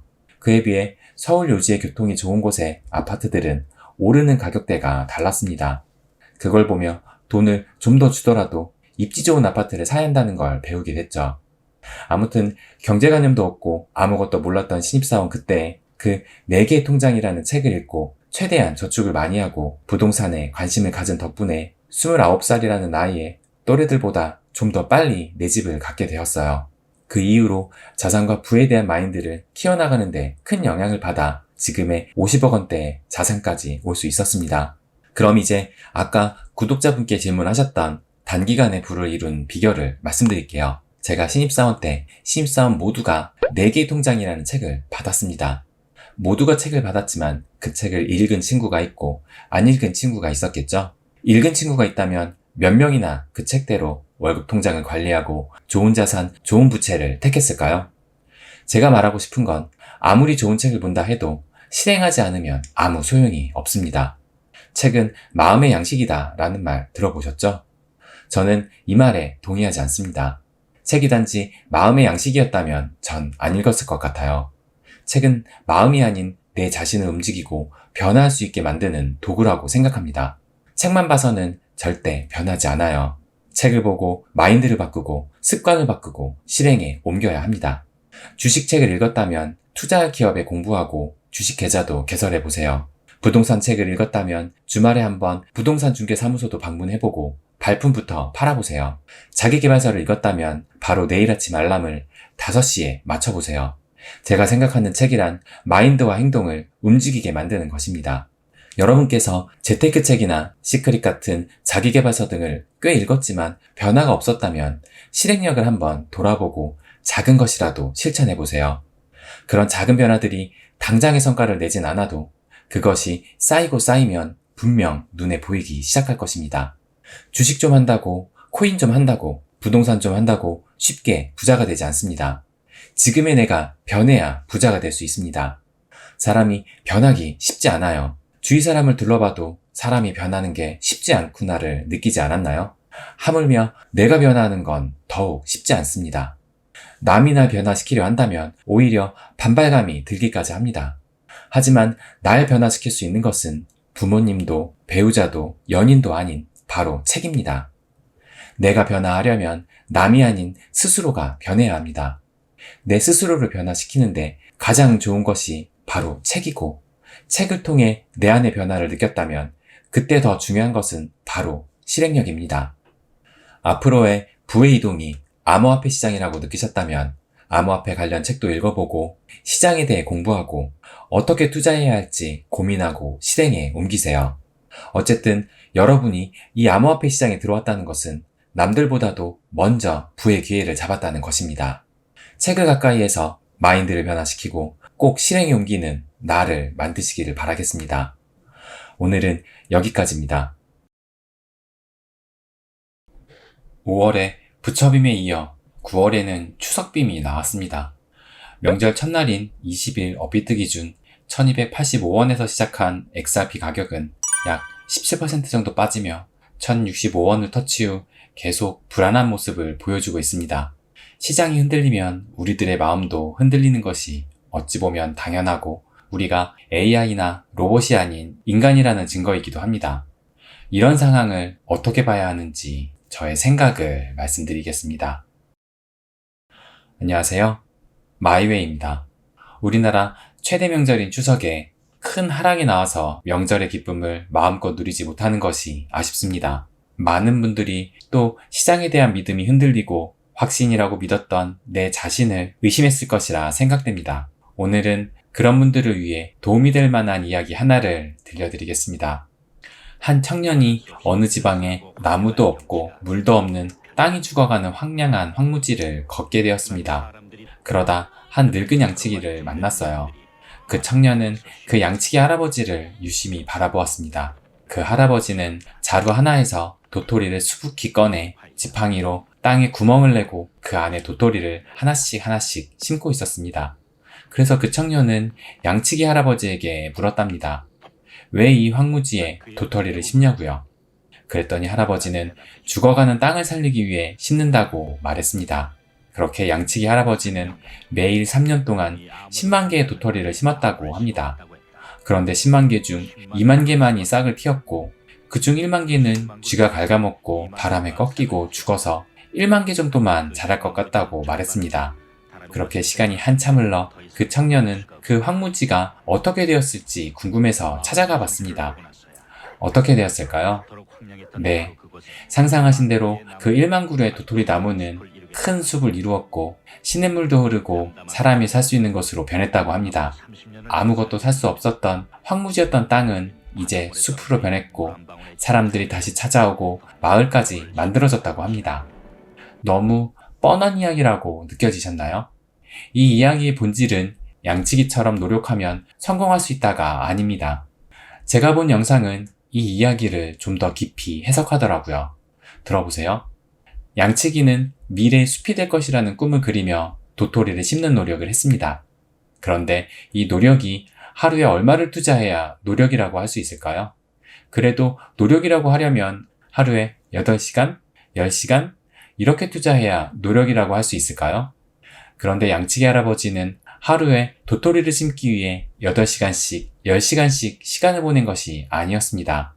하루에 일을 마치고 자기 전에 파이프 담배를 피며 1시간 정도 도토리를 정리하고 그 다음날 양치러 나가서 양들이 풀을 뜯는 동안 또 1시간 정도 나무를 심고 했던 것이죠. 이 양치기 할아버지가 나무를 심기 위해서 들인 성실함은 하루에 한두 시간 정도밖에 안 된 것이었습니다. 하지만 그것이 꾸준히 모이고 모이니까 10만 개의 도토리를 심을 수 있었고 그중 오직 1만 개가 나무로 자라서 나중엔 커다란 숲이 될 수 있었던 것이죠. 이 이야기는 제가 즐겨보는 유튜브 채널 체인지 그라운드의 꾸준함은 모든 것을 이긴다라는 영상 내용의 일부입니다.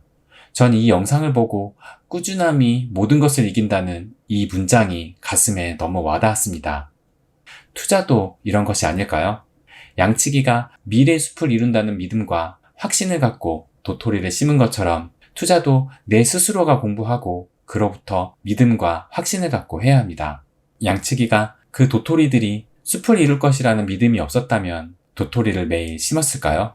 양치기가 숲을 바라본 안목처럼 투자도 스스로 공부를 통해 숲을 보는 안목을 키우고 그 숲을 향해 나아가야 합니다. 그리고 또 중요한 것은 작은 노력이라도 매일 실행했던 양치기의 꾸준함입니다. 양치기는 하루 종일 도토리 심기에 매달린 것이 아닙니다. 매일 한두 시간 정도만 숲이라는 목표를 위해 매일매일 꾸준히 했습니다.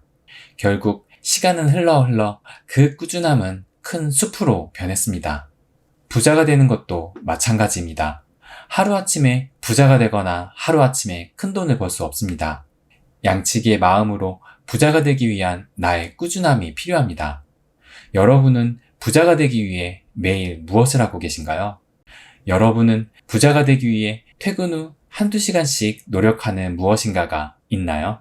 퇴근 후 자유로운 4시간, 한두 시간을 TV 조금 보다가 유튜브도 좀 보며 보내고 있지는 않나요? 부자를 진정으로 꿈꾸고 있는 사람은 퇴근 후의 시간이 진짜 나를 부자로 만들어주기 위한 시간이 됩니다. 누군가는 퇴근 후 부자의 그릇을 키우기에 독서를 하고 누군가는 부동산, 주식, 암호화폐 등 돈을 벌 수 있는 시장을 찾아 공부를 하고 또 누군가는 유튜브, 전자책, 블로그, 출판 등을 직접 만들어내는 생산자가 되려고 노력합니다. 지금 직장을 다니는 직장인이라면 월급만으로 부자가 되기는 거의 불가능하다는 것을 잘 아실 겁니다. 부자가 되려면 부자가 되기 위한 꾸준한 무엇인가가 반드시 필요합니다. 가만히 직장만 열심히 다닌다고 해서 절대 부자가 되지 않습니다. 그리고 조금 노력했다고 결과가 바로 나오지도 않습니다. 일정 수준의 임계점을 넘어서야 결과다운 결과가 나옵니다. 그 임계점까지 가는 그 과정은 매우 힘들고 힘든 만큼 시간도 오래 걸립니다. 그러나 매일매일 꾸준히 하다 보면 어느 순간 임계점을 넘게 되고 그 작았던 도토리 나무가 숲이 될 것입니다. 투자도 꾸준함이 필요합니다. 비트코인은 사기이고 폰지이고 숱한 모욕과 의심의 눈초리를 맞아왔지만 결국엔 기업과 기관이 뛰어들고 한 국가의 법정 화폐가 됐습니다. 암호화폐 시장은 조금씩 성장해가고 있습니다. 그러나 시장이 성장해가고 있는 동안에도 요즘과 같은 추석빔은 수도 없이 많았고 그보다 더한 떡락장도 많았습니다. 영원한 상승장도 영원한 하락장도 없습니다. 상승과 하락을 반복하며 시장은 성장해 갑니다. 우리의 마음이 큰 숲을 바라보기보다 간간히 불어오는 세찬 바람에 우리의 마음도 함께 흔들리는 것 뿐입니다. 다시 말씀드리지만 투자에도 꾸준함이 필요합니다. 아직 내가 선택한 투자 종목의 수량을 채우지 못했다면 꾸준히 매입하는 것이 필요합니다. 그러나 대다수는 한 종목의 주식이나 코인이 오르면 그때서야 더 매입하고 싶은 마음을 갖습니다. 정작 더 싸게 매입할 수 있는 하락장이 오면 두려움에 사지 못하고 기회를 놓치고 맙니다. 자신이 시장에 확신만 있다면 오르든 떨어지든 목표 수량을 위해 꾸준히 매입하는 것이 필요합니다. 목표 수량을 채웠다면 비가 오든 바람이 불든 태풍이 오든 흔들리지 않는 꾸준함이 필요합니다. 빨리 돈을 벌고 싶고 빨리 부자가 되고 싶은 조급함을 버려야 흔들리는 시장에서도 꾸준함을 유지할 수 있습니다. 꾸준함은 모든 것을 이긴다. 투자도 부자가 되는 것도 마찬가지라 생각합니다. 양치기가 매일 도토리를 심듯 우리도 꾸준히 부자의 씨앗을 심어야 부자가 될 수 있습니다.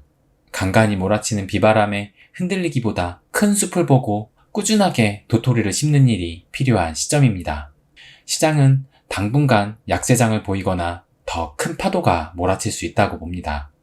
하락장에 흔들리고 내 계좌가 줄어드는 것을 남 탓을 하게 된다면 암호화폐 시장과 해당 종목에 믿음과 확신이 없이 남을 따라 투자한 것이고, 그런 마인드로는 절대 큰 돈을 벌 수도 부자가 될 수도 없습니다. 본인의 자산은 남이 지켜주지 않습니다. 본인의 자산은 자신만이 지킬 수 있습니다. 오늘은 여기까지입니다. 우리는 암호화폐 시장의 선구자라고 종종 말씀드렸습니다. 오늘은 우리가 얼마나 빨리 이 암호화폐 시장에 진입했는지 객관적인 데이터를 통해 설명드리겠습니다. 그리고 우리가 먼저 진입한 이 암호화폐 시장이 앞으로 얼마나 더 커지고 왜 돈을 벌 수 있는 시장인지 말씀드리겠습니다. 안녕하세요. 마이웨이입니다. 지난 27일 3시부터 전반적인 코인 가격이 빠지기 시작하더니 5시 이후로 큰 폭의 하락이 나왔습니다. 이 갑작스런 급락을 두고 하락의 이유가 여러 가지 있었지만, 업비트에서 오후 3시에 1인치 네트워크 에이브 마스크 코인의 상장 공지를 한 이유로 가격이 빠지기 시작했으니, 하락이 시작은 업비트의 신규 상장 발표라고 해도 많은 분들이 공감할 것이라 생각합니다. 그도 그럴 것이 지난 15일 업비트가 반년 만에 신규 코인 상장을 했었는데요. 누사이퍼 코인이 3000%가 넘는 미친 펌핑을 보여주었어요. 아마 이번에도 그런 상장빔을 기대하고 대거 개미들의 이동이 있지 않았을까 하는 의견이 많습니다. 그리고 상장 발표 후 2시간쯤 뒤인 5시쯤에 1인치 네트워크 코인이 상장되었고 단기간에 400%가 넘는 상승을 보여주었어요. 또 하나의 코인이 업비트 상장을 하니 불나방처럼 자금이 한 곳으로 쏠렸던 것인데요. 여러분도 1인치 네트워크를 매수해서 돈을 버셨나요? 아니면 고점에 물려서 손절치고 나오셨나요? 최고점에 물려서 아직 나오지 못했다면 시드의 70% 이상이 날아간 것입니다. 정말 순식간에 70%를 날릴 수 있는 시장이 바로 이 암호화폐 시장입니다. 만약 상장빔을 먹기 위해 1인치 네트워크를 구입하셨다면 나는 투자가 아닌 도박을 하는 것이구나 생각하시면 됩니다. 물론 잃지 않고 돈을 벌었다면 결과론적으로 잘한 것입니다. 그런데 그 짜릿한 맛을 봤다면 다음 상장이 발표될 때 또 급등하는 코인을 타게 될 확률이 매우 높습니다. 매번 상장빔을 성공하면 좋겠지만 10번 중에 9번은 성공했다 하더라도 한 번의 실수로 물리게 된다면 큰 피해를 당할 수 있습니다. 리스크가 정말 크기 때문에 꼭 하고 싶다면 잃어도 괜찮을 만한 소액으로 접근하세요. 저도 투자 초기에는 급등하는 코인을 타서 짭짤한 수익을 보고 그 짜릿한 맛을 본 적이 있는데요. 그 이후로 몇 번 더 하다가 한번 크게 물린 후 다시는 상장빔 같은 급등하는 코인에 올라타지 않습니다. 정말 내가 이 시장을 투기가 아닌 투자라고 생각하고 시작했다면 이번과 같은 폭락장에 급하게 팔 이유도 없고 급등하는 코인에 올라탈 이유도 없다고 생각합니다. 오히려 이번 하락에서는 싸게 살 수 있는 기회로 생각해야 합니다. 27일과 같은 폭락장에 패닉셀을 하기 전에 진짜 내가 투자를 하고 있다고 생각한다면 시장을 길게 보세요. 2021년 기준으로 전 세계적으로 암호화폐를 소유한 인구가 약 3억 명이라고 합니다. 전 세계 인구인 78억 명 중 약 3.9%만이 암호화폐를 보유하고 있는 것입니다. 그럼 암호화폐 시장이 지금 어디쯤에 와 있고 앞으로 얼마나 성장이 가능할까요? 제가 지난 영상에서 부의 이동이 2000년대 인터넷 시대에서 시작되었고 이제 암호화폐 시장으로 부의 이동이 될 것이라 말씀드렸는데요. 그럼 인터넷이 처음 보급되었을 때부터 현재까지를 암호화폐와 비교해보면 암호화폐 시장의 현재 위치를 가늠해 볼 수 있지 않을까요? 이 표를 보시죠. 맨 왼쪽에는 연도, 그 다음 칸에는 세계 인터넷 사용자 수와 세계 인구 대비 인터넷 사용자 비율을 보여주고 있습니다. 2020년 현재 인터넷 사용자는 전 세계 인구 78억 명 중 50억 명 정도이고 비율로는 전 세계 인구 중 64.6%가 인터넷을 사용 중이라고 이 표는 말해줍니다. 우리나라는 IT 강국이라 국민 대다수가 인터넷을 접하고 있지만 전 세계적으로 봤을 때는 전 세계 인구의 절반에서 조금 넘는 65% 정도만이 인터넷을 사용하는 것이죠. 그럼 다시 인터넷이 처음 나왔을 때를 한번 볼까요? 1995년 인터넷이 조금씩 보급되었지만 인구는 고작 1600만 명이고 전 세계 인구 중 0.4%에 불과했습니다.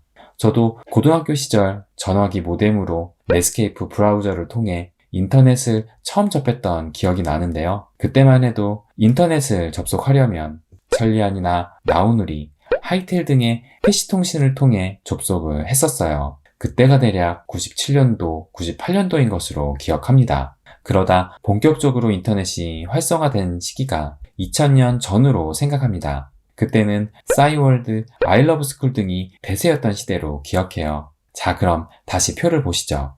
1990년도 전 세계 인구의 0.9%인 3,600만 명이 인터넷을 사용했고 1997년에는 전 세계 인구의 1.7%인 7천만 명, 1998년에는 전 세계 인구의 3.6%인 1억 4,700만 명이 인터넷을 사용했습니다. 아까 암호화폐 보유 인구가 2021년 기준으로 전 세계의 3.9%라고 말씀드렸어요. 전 세계 인구의 4%에 살짝 못 미치는 비율로 보아 현재의 암호화폐 시기가 이때의 인터넷 시기와 서로 비슷한 시기라고 볼 수 있는데요. 즉, 지금 암호화폐 시장을 인터넷 보급률로 비교하면 인터넷 시대의 1998년도에 암호화폐 시장이 서 있는 것입니다. 이렇게 비교하니 지금 암호화폐 시장이 얼마나 초기 시장인지 감이 오시나요? 물론 인터넷 보급률과 암호화폐 보유율을 직접적으로 비교하기에는 무리가 있을 수도 있습니다. 인터넷 보급률보다 암호화폐 보유율의 증가 속도가 더 느릴 수도 있고요. 그래도 지금 전 세계 인구 78억 명 중 3억 명만이 이 암호화폐 시장에 참여하고 있습니다. 그런데 앞으로 전 세계 인구의 10%만 참가해도 거의 8억 명이 되는 것이고 지금의 암호화폐 시장보다도 2배가 더 넘게 커진다는 말이죠. 그런데 전 세계 인구의 20%, 30%가 참여하게 된다면 과연 이 암호화폐 시장은 얼마나 커질까요? 암호화폐도 시간이 갈수록 보유하려는 사람은 많아지게 되고 이 시장 또한 점점 커지게 될 것입니다. 그 얘기는 새로운 자금이 계속 암호화폐 시장으로 투입된다는 것이죠. 그렇게 되면 암호화폐의 전체적인 볼륨 역시 커지게 되고 또 그 얘기는 각각의 코인 한 개당 가격도 정말 스캠이 아닌 이상 커질 확률이 높다는 것이죠. 제가 말씀드리고 싶은 건 지금 급등하는 코인을 찾아 코인을 사고 판다거나 떨어지는 하락장에 패닉셀을 할 때가 아니라 암호화폐 시장의 성장을 믿는다면 개수를 모아가야 할 때라고 말씀드리는 것입니다. 꼭 XRP, 갈라가 아니더라도 비트코인, 이더리움, 에이다 등 주요 코인을 꾸준히 매입해도 시간이 흐르면 돈을 잃을 확률보다 수익을 볼 확률이 훨씬 높다고 생각합니다. 부자가 빨리 되고 싶은 조급함에 코인을 사고 팔기보다 수량에 집중하라고 말씀드리고 싶습니다. 저 역시 아직까지 단 한 개도 팔지 않고 XRP, 갈라코인, 클레이 수합을 스테이킹을 통해 매일 수량을 늘리고 있습니다. 부자는 하루아침에 만들어지지 않습니다. 인내심이 부자를 만든다고 생각합니다. 시장을 길게 본다고 생각하면 갑자기 폭락빔이 와도 흔들리지 않을 수 있고 적어도 패닉셀은 하지 않게 됩니다. 워런 버핏이 살면서 후회하는 일로 11살 때 주식을 시작한 것을 꼽은 적이 있습니다. 다시 돌아간다면 5살, 6살 때 투자를 시작하겠다고 한 것이죠. 그만큼 투자 기간이 중요하다는 것을 알 수 있습니다. 워런 버핏이 세계적인 투자자가 될 수 있었던 이유 중 하나는 오랜 기간 시장에 남아있었기 때문입니다. 물론 천년만년 홀딩하고 있으라는 말씀은 드리지 않겠습니다. 자신의 상황과 여건에 맞는 목표가를 스스로 세우고 그 목표가가 도달하면 수익을 챙기세요. 시장은 요 며칠과 같은 상승과 하락을 끊임없이 반복을 할 것이고 그럼에도 점진적인 우상향을 그리며 시장은 커갈 것입니다. 각각의 파도마다 고점 매도, 저점 매수는 신이 아닌 이상 힘들다고 봅니다. 또 우리는 신이 아닌 인간이기에 감정적으로 너무 많이 흔들립니다. 단 한 개도 안 팔고 5년, 10년 기다리겠다는 분들도 있지만 큰 사이클을 보고 털고 나오려는 분도 있을 것입니다. 투자에 정답은 없습니다. 중요한 것은 자신만의 계획과 원칙을 가지고 흔들리지 않고 투자한다면 반드시 성공하고 부의 이동을 내 것으로 만들 수 있다고 생각합니다. 지금 우리는 시장의 극초기 시장에 들어와 있습니다. 우리는 전 세계 인구 중 3.9% 안에 들어있는 사람들이죠. 다시 한번 이 표를 보여드리겠습니다. 지금 우리는 여기에 서 있습니다. 그리고 앞으로 몇 억, 몇십억 명이 우리 뒤로 이 시장에 들어올 것이고 그들의 돈은 이 암호화폐 시장을 키워줄 것입니다. 이래도 마음 졸이며 코인을 사고 팔고 심지어 개수를 잃어가시겠습니까? 오늘은 여기까지입니다. 12월 4일 오후 2시쯤 폭락장이 펼쳐졌습니다. 비트코인은 42,000불을 터치했고 리플은 855원까지 떨어졌고 갈라는 466원까지 내려왔습니다. 이대로 시장이 무너지는 걸까요? 안녕하세요. 마이웨이입니다. 한동안 계속 장이 조금씩 빠지기 시작하더니 4일 새벽부터 큰 폭의 하락을 시작으로 오후 2시가 넘어서는 장대 음봉이 발생했습니다. 다른 영상을 만들고 있다가 너무 장이 빠져서 만들던 영상을 중단하고 새로 영상을 짧게 찍고 있습니다. 저는 차트 전문가도 아니기 때문에 지금 상황에 대해 차트 분석을 해드릴 실력도 능력도 없습니다. 하지만 그것보다 더 중요한 이야기를 어쩌면 더 큰 힘을 지닌 이야기는 들려드릴 수 있을 것 같습니다. 그럼 오늘은 짧게 말씀드리겠습니다. 이런 큰 하락장이 펼쳐지면 저 역시 두려워집니다. 저도 인간인데 당연히 두렵습니다. 그렇다고 불안하지는 않습니다. 또 한 번의 고비를 겪는구나 생각합니다. 골짜기가 깊으면 산이 높다고 했습니다. 지금은 높은 산을 만들기 위해 골짜기를 깊게 파는구나 생각합니다. 제 영상이 오늘로 30번째 영상인데요. 큰 하락장 때마다 멘탈 관리 영상을 만들었습니다. 이럴 때 다시 보셔도 좋을 영상이라고 생각합니다. 불안하신 분들은 지난 제 영상의 제목들을 쭉 보시고 골라서 한번 보세요. 아직 암호화폐 시장은 초기 시장이고 우리는 선구자에 해당한다고 말씀드렸습니다. 코로나는 계속되고 있고 인플레이션은 지속되고 있으며 세계는 지금 아직까지 경험해보지 못한 일들이 계속 일어나고 있습니다. 하지만 영화 인터스텔라가 전해주는 메시지처럼 우린 늘 그랬듯이 답을 찾을 것입니다.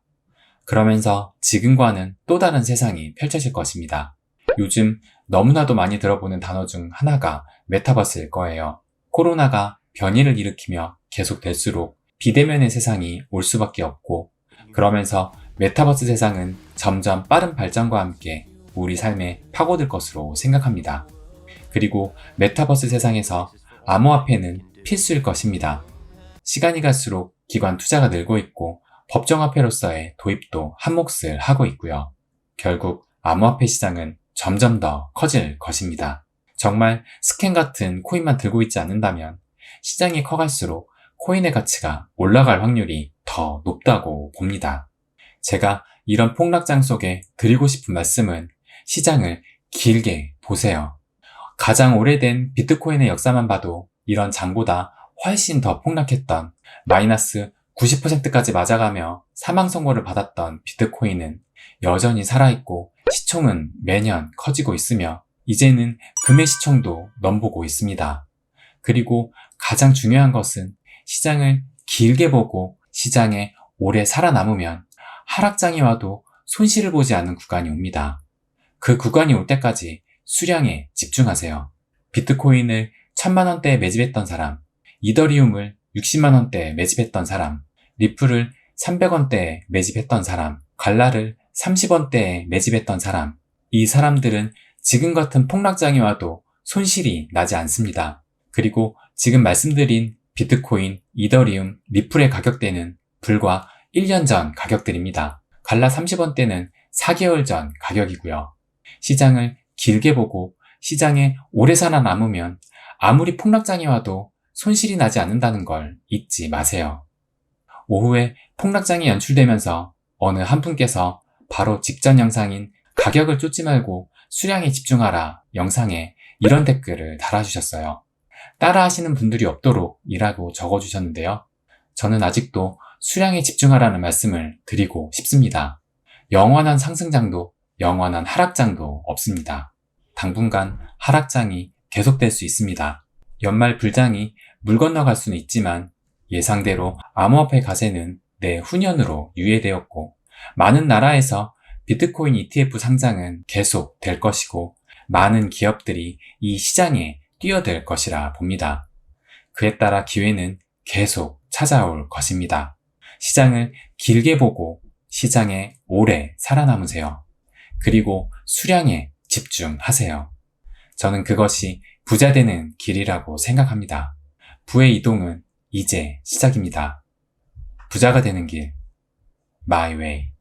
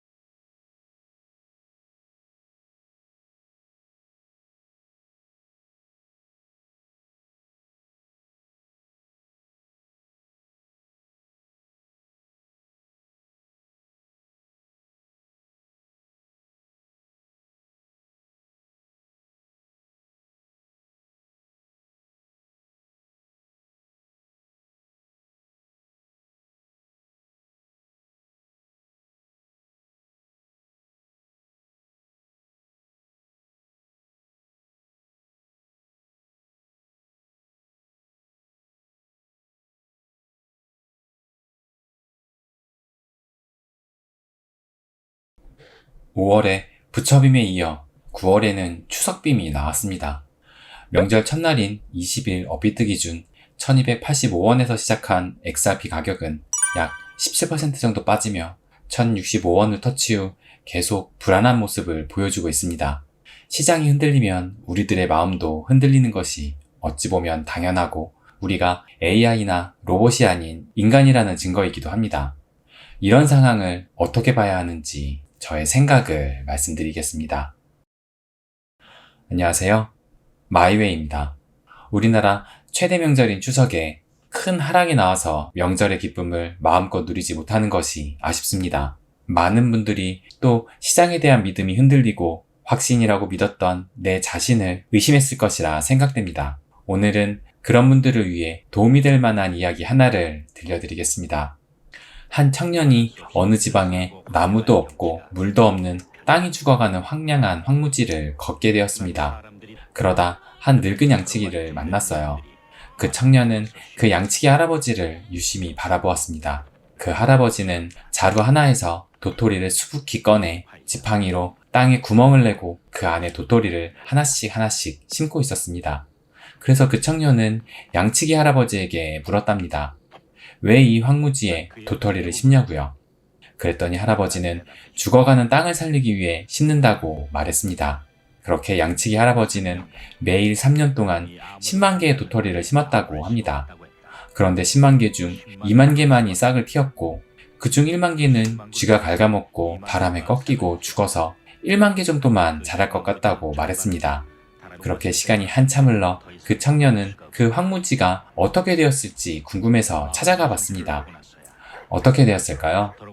네, 상상하신 대로 그 1만 그루의 도토리 나무는 큰 숲을 이루었고 시냇물도 흐르고 사람이 살 수 있는 것으로 변했다고 합니다.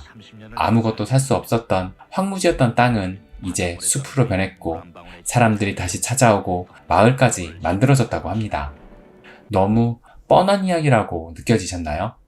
이 이야기의 본질은 양치기처럼 노력하면 성공할 수 있다가 아닙니다. 제가 본 영상은 이 이야기를 좀 더 깊이 해석하더라고요. 들어보세요. 양치기는 미래의 숲이 될 것이라는 꿈을 그리며 도토리를 심는 노력을 했습니다. 그런데 이 노력이 하루에 얼마를 투자해야 노력이라고 할 수 있을까요? 그래도 노력이라고 하려면 하루에 8시간, 10시간 이렇게 투자해야 노력이라고 할 수 있을까요? 그런데 양치기 할아버지는 하루에 도토리를 심기 위해 8시간씩, 10시간씩 시간을 보낸 것이 아니었습니다. 하루에 일을 마치고 자기 전에 파이프 담배를 피며 1시간 정도 도토리를 정리하고 그 다음날 양치러 나가서 양들이 풀을 뜯는 동안 또 1시간 정도 나무를 심고 했던 것이죠. 이 양치기 할아버지가 나무를 심기 위해서 들인 성실함은 하루에 1~2시간 정도밖에 안 된 것이었습니다. 하지만 그것이 꾸준히 모이니까 10만 개의 도토리를 심을 수 있었고 그중 오직 1만 개가 나무로 자라서 나중엔 커다란 숲이 될 수 있었던 것이죠. 이 이야기는 제가 즐겨보는 유튜브 채널 체인지 그라운드의 꾸준함은 모든 것을 이긴다라는 영상 내용의 일부입니다. 전 이 영상을 보고 꾸준함이 모든 것을 이긴다는 이 문장이 가슴에 너무 와닿았습니다. 투자도 이런 것이 아닐까요? 양치기가 미래의 숲을 이룬다는 믿음과 확신을 갖고 도토리를 심은 것처럼 투자도 내 스스로가 공부하고 그로부터 믿음과 확신을 갖고 해야 합니다. 양치기가 그 도토리들이 숲을 이룰 것이라는 믿음이 없었다면 도토리를 매일 심었을까요? 양치기가 숲을 바라본 안목처럼 투자도 스스로 공부를 통해 숲을 보는 안목을 키우고 그 숲을 향해 나아가야 합니다. 그리고 또 중요한 것은 작은 노력이라도 매일 실행했던 양치기의 꾸준함입니다. 양치기는 하루 종일 도토리 심기에 매달린 것이 아닙니다. 매일 한두 시간 정도만 숲이라는 목표를 위해 매일매일 꾸준히 했습니다. 결국 시간은 흘러 그 꾸준함은 큰 숲으로 변했습니다. 부자가 되는 것도 마찬가지입니다. 하루아침에 부자가 되거나 하루아침에 큰 돈을 벌 수 없습니다. 양치기의 마음으로 부자가 되기 위한 나의 꾸준함이 필요합니다. 여러분은 부자가 되기 위해 매일 무엇을 하고 계신가요? 여러분은 부자가 되기 위해 퇴근 후 한두 시간씩 노력하는 무엇인가가 있나요? 퇴근 후 자유로운 4시간, 한두 시간을 TV 조금 보다가 유튜브도 좀 보며 보내고 있지는 않나요? 부자를 진정으로 꿈꾸고 있는 사람은 퇴근 후의 시간이 진짜 나를 부자로 만들어주기 위한 시간이 됩니다. 누군가는 퇴근 후 부자의 그릇을 키우기에 독서를 하고 누군가는 부동산, 주식, 암호화폐 등 돈을 벌 수 있는 시장을 찾아 공부를 하고 또 누군가는 유튜브, 전자책, 블로그, 출판 등을 직접 만들어내는 생산자가 되려고 노력합니다. 지금 직장을 다니는 직장인이라면 월급만으로 부자가 되기는 거의 불가능하다는 것을 잘 아실 겁니다. 부자가 되려면 부자가 되기 위한 꾸준한 무엇인가가 반드시 필요합니다. 가만히 직장만 열심히 다닌다고 해서 절대 부자가 되지 않습니다. 그리고 조금 노력했다고 결과가 바로 나오지도 않습니다. 일정 수준의 임계점을 넘어서야 결과다운 결과가 나옵니다. 그 임계점까지 가는 그 과정은 매우 힘들고 힘든 만큼 시간도 오래 걸립니다. 그러나 매일매일 꾸준히 하다 보면 어느 순간 임계점을 넘게 되고 그 작았던 도토리 나무가 숲이 될 것입니다.